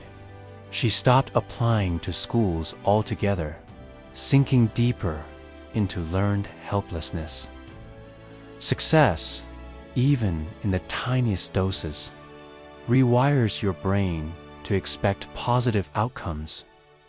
Imagine someone stuck in a toxic job. They complain, apply for other positions, or try to improve their situation, but nothing works. After a few such experiences, they might stop trying altogether, convinced they're just not smart enough. That learned helplessness seals their fate in education, even if they have potential. Every day, jot down even the smallest victories.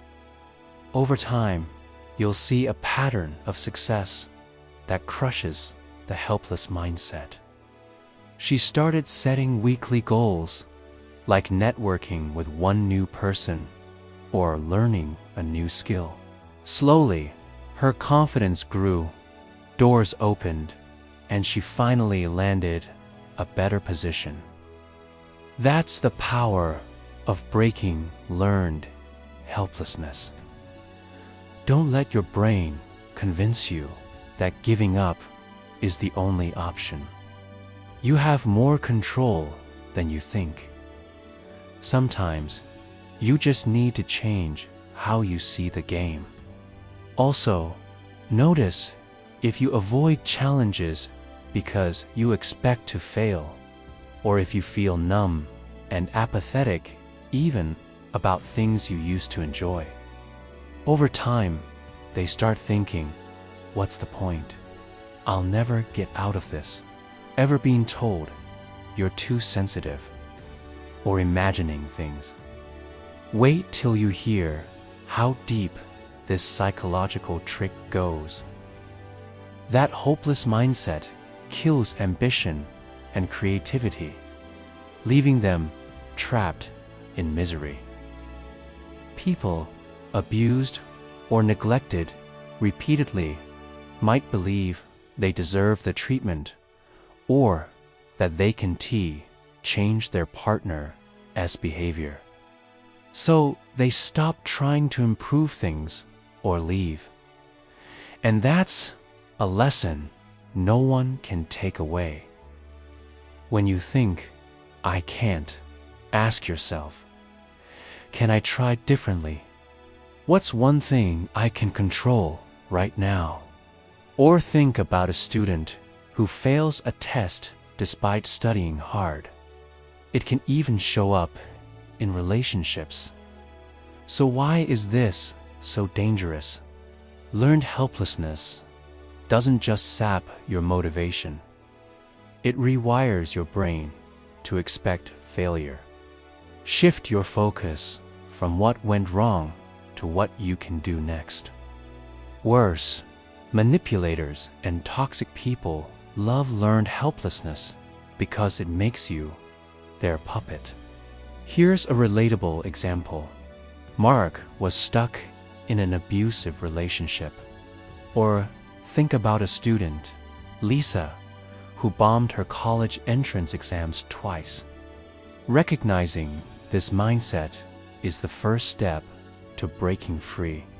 So how can you spot learned helplessness in your own life? If you catch yourself thinking, there's no point, I'm just unlucky, or nothing I do matters, that's a red flag. The good news, learned helplessness is not permanent. It's a mindset, and like any mindset, it can be changed. Here's how to protect yourself and fight back. Start small. Set tiny, achievable goals. Challenge your inner critic. Build a support network. Talk to friends, mentors, or professionals who can remind you of your strengths and possibilities. Remember, failure is part of learning, not proof of helplessness. And here's a powerful trick. Keep a win journal. Imagine Sarah, who once felt stuck in her dead-end job. Now, for a cliffhanger to keep you hooked. Next up is gaslighting.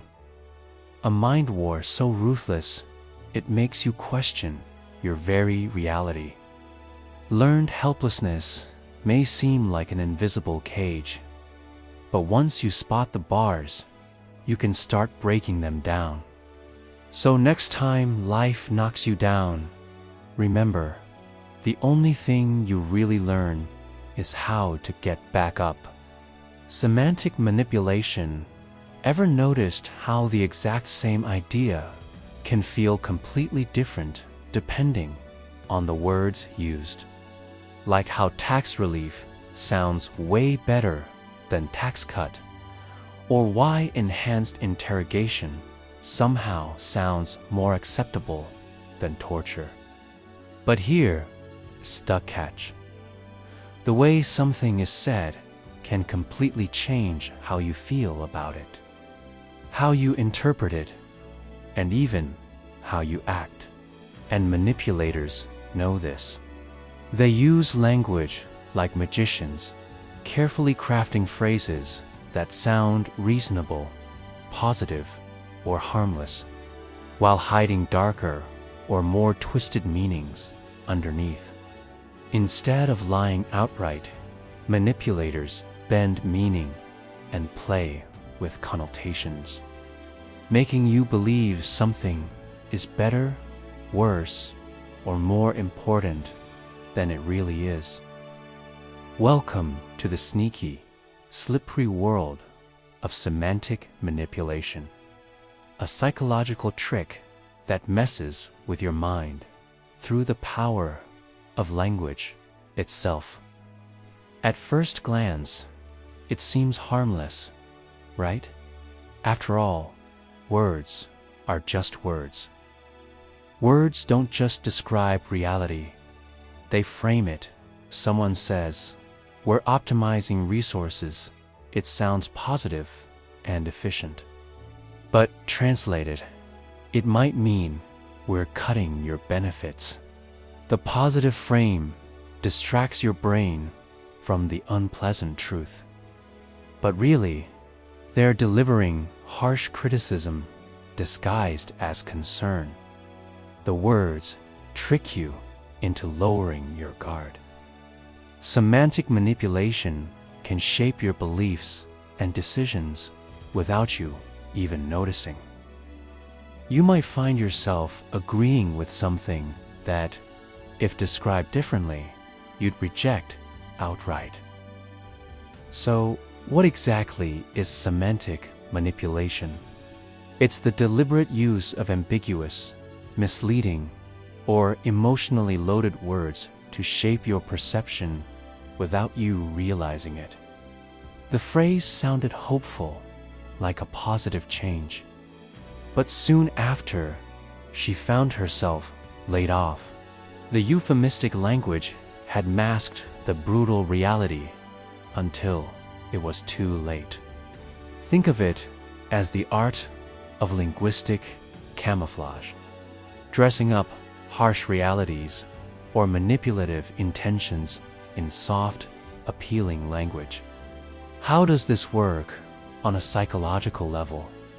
But then you realize they're distancing themselves, and the polite phrase is softening a painful rejection. That feeling often signals semantic manipulation.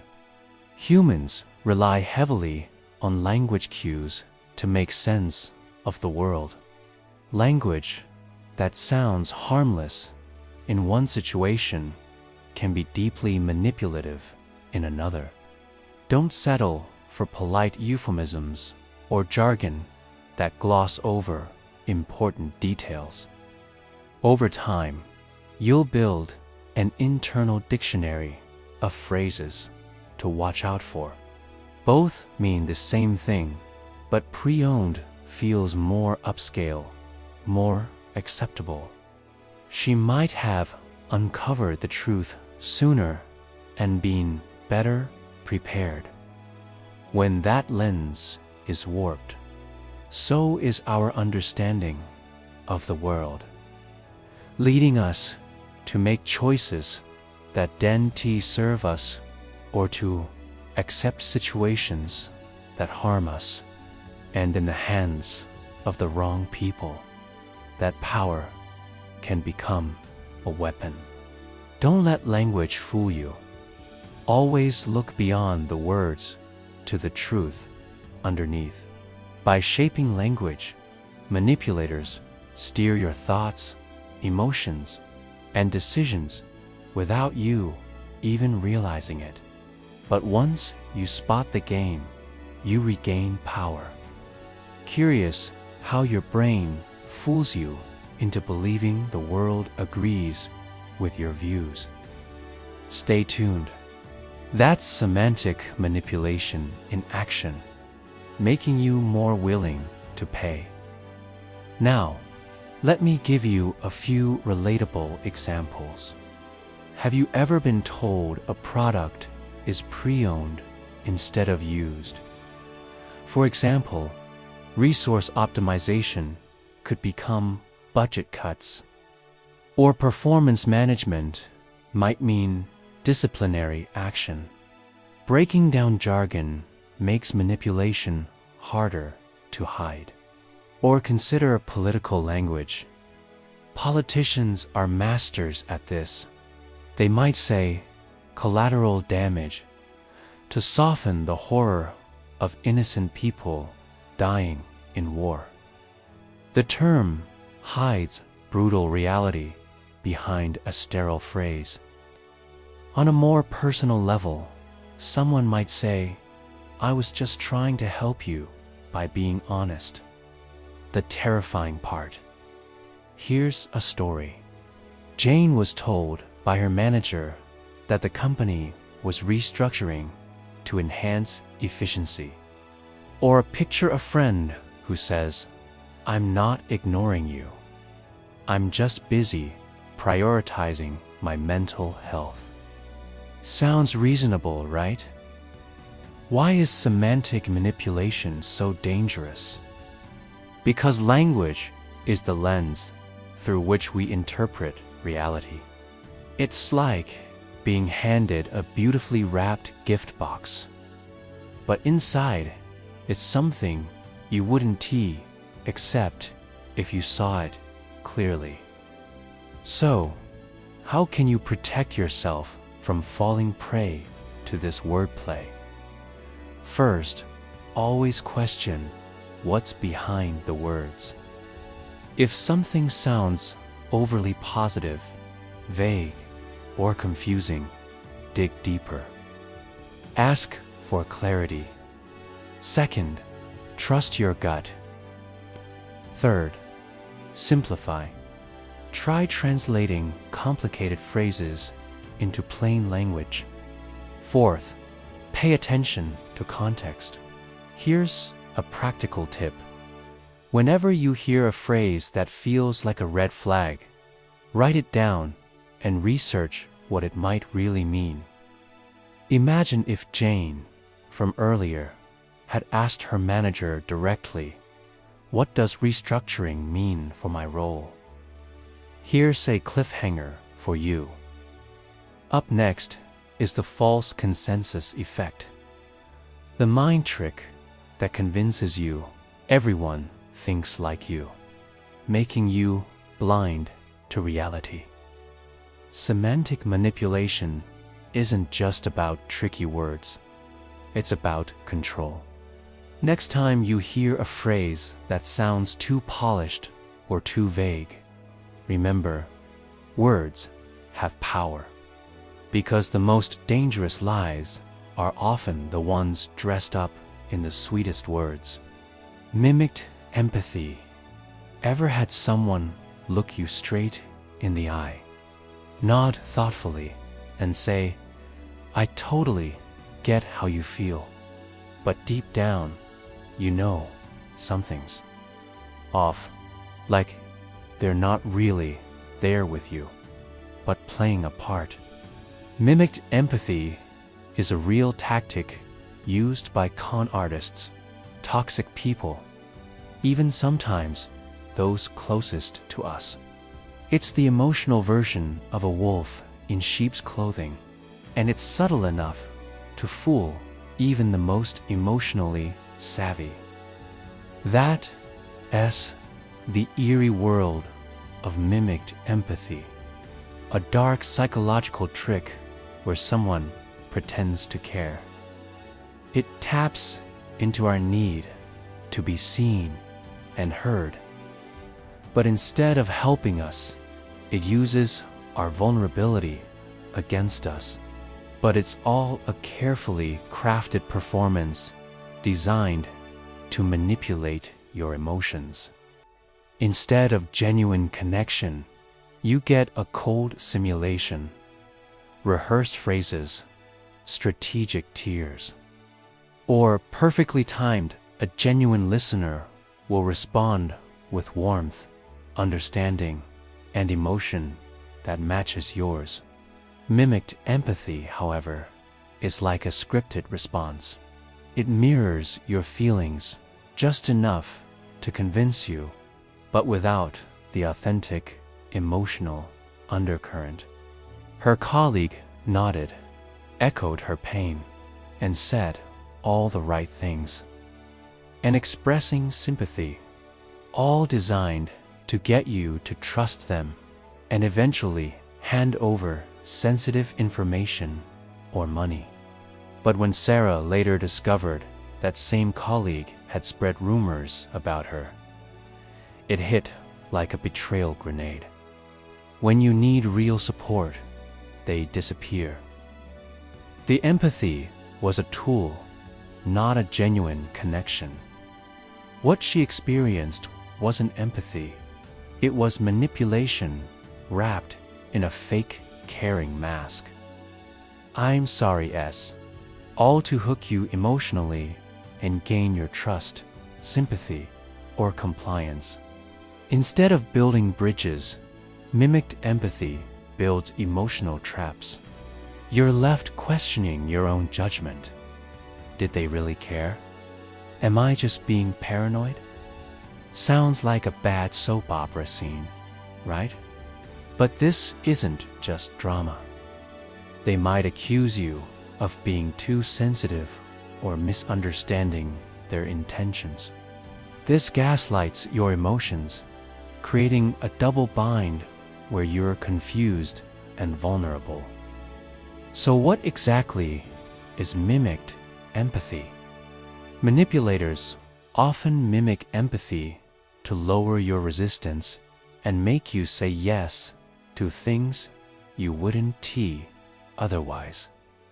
Like they were almost reading from a script. That's a red flag waving for mimicked empathy. Mimicked empathy is designed to exploit the very best parts of us. Our need for connection and understanding. The difference between genuine empathy and mimicry can save you from heartbreak, scams, or toxic entanglements. Simply put, it's when someone feigns understanding and compassion without actually feeling it. Here's the twist. Because humans are wired to seek connection and trust empathy, mimicked empathy works on a deep, almost instinctual level. It looks like understanding, but hides manipulation by tuning into genuine emotional cues, trusting your instincts, and setting clear boundaries. You can protect yourself from falling into its trap. Ever wondered why some fake news just sticks? You won't want to miss this. Real empathy is messy and imperfect. It involves genuine emotion, sometimes awkward silence, and a willingness to listen without rushing to fix things or mirror your feelings perfectly. Are they interested in understanding you or steering the conversation back to themselves? They want you to feel safe, so you let your guard down, only to be exploited later. Genuine empathy grows over time. It's not an instant show. How does this trick operate under the hood? When you share a problem or pain, you're looking for validation and support. Manipulators use this to soften resistance, lower your defenses, and control the narrative. Let me paint you a picture. Take Sarah, who recently confided in her colleague about a stressful breakup. Or think about a scammer on the phone who sounds genuinely concerned about your situation. Asking personal questions, mimicked empathy, is also common in toxic relationships. A partner might shower you with affection and understanding when it suits them, but it's all calculated. Why is this so terrifying? Because it hijacks one of our most powerful emotional tools, empathy, and turns it against us. Worse, people skilled at this can make you doubt yourself for suspecting them. Here's where it gets personal. Have you ever felt drained or confused after talking to someone who seemed too understanding? So, how can you spot it before you get caught? Look beyond the words. Ask yourself, does this person's concern feel authentic or rehearsed? Do their actions match their words over time? Or is it all talk? Trust your gut. If their empathy feels like a performance, it probably is. Protecting yourself starts with boundaries. It's okay to test people by sharing small pieces of yourself and observing how they respond, both emotionally and behaviorally. Another tip: be wary of people who use empathy to push you toward decisions or confessions you're not ready for. And remember, it's not your fault if you get fooled. Imagine this: if Sarah had noticed that her colleague's concern was one-sided or inconsistent, she might have protected herself from emotional harm. Before we wrap up, here's a cliffhanger for you. Coming up next is the illusory truth effect, the mind-bending trick where repeated lies start to feel like facts. To sum it up, mimicked empathy is a wolf in emotional sheep's clothing. Because in the messy, unpredictable world of human emotions, it's better to deal with real feelings, even the uncomfortable ones, than to be fooled by polished performances that only serve someone else's agenda. Thank you for watching.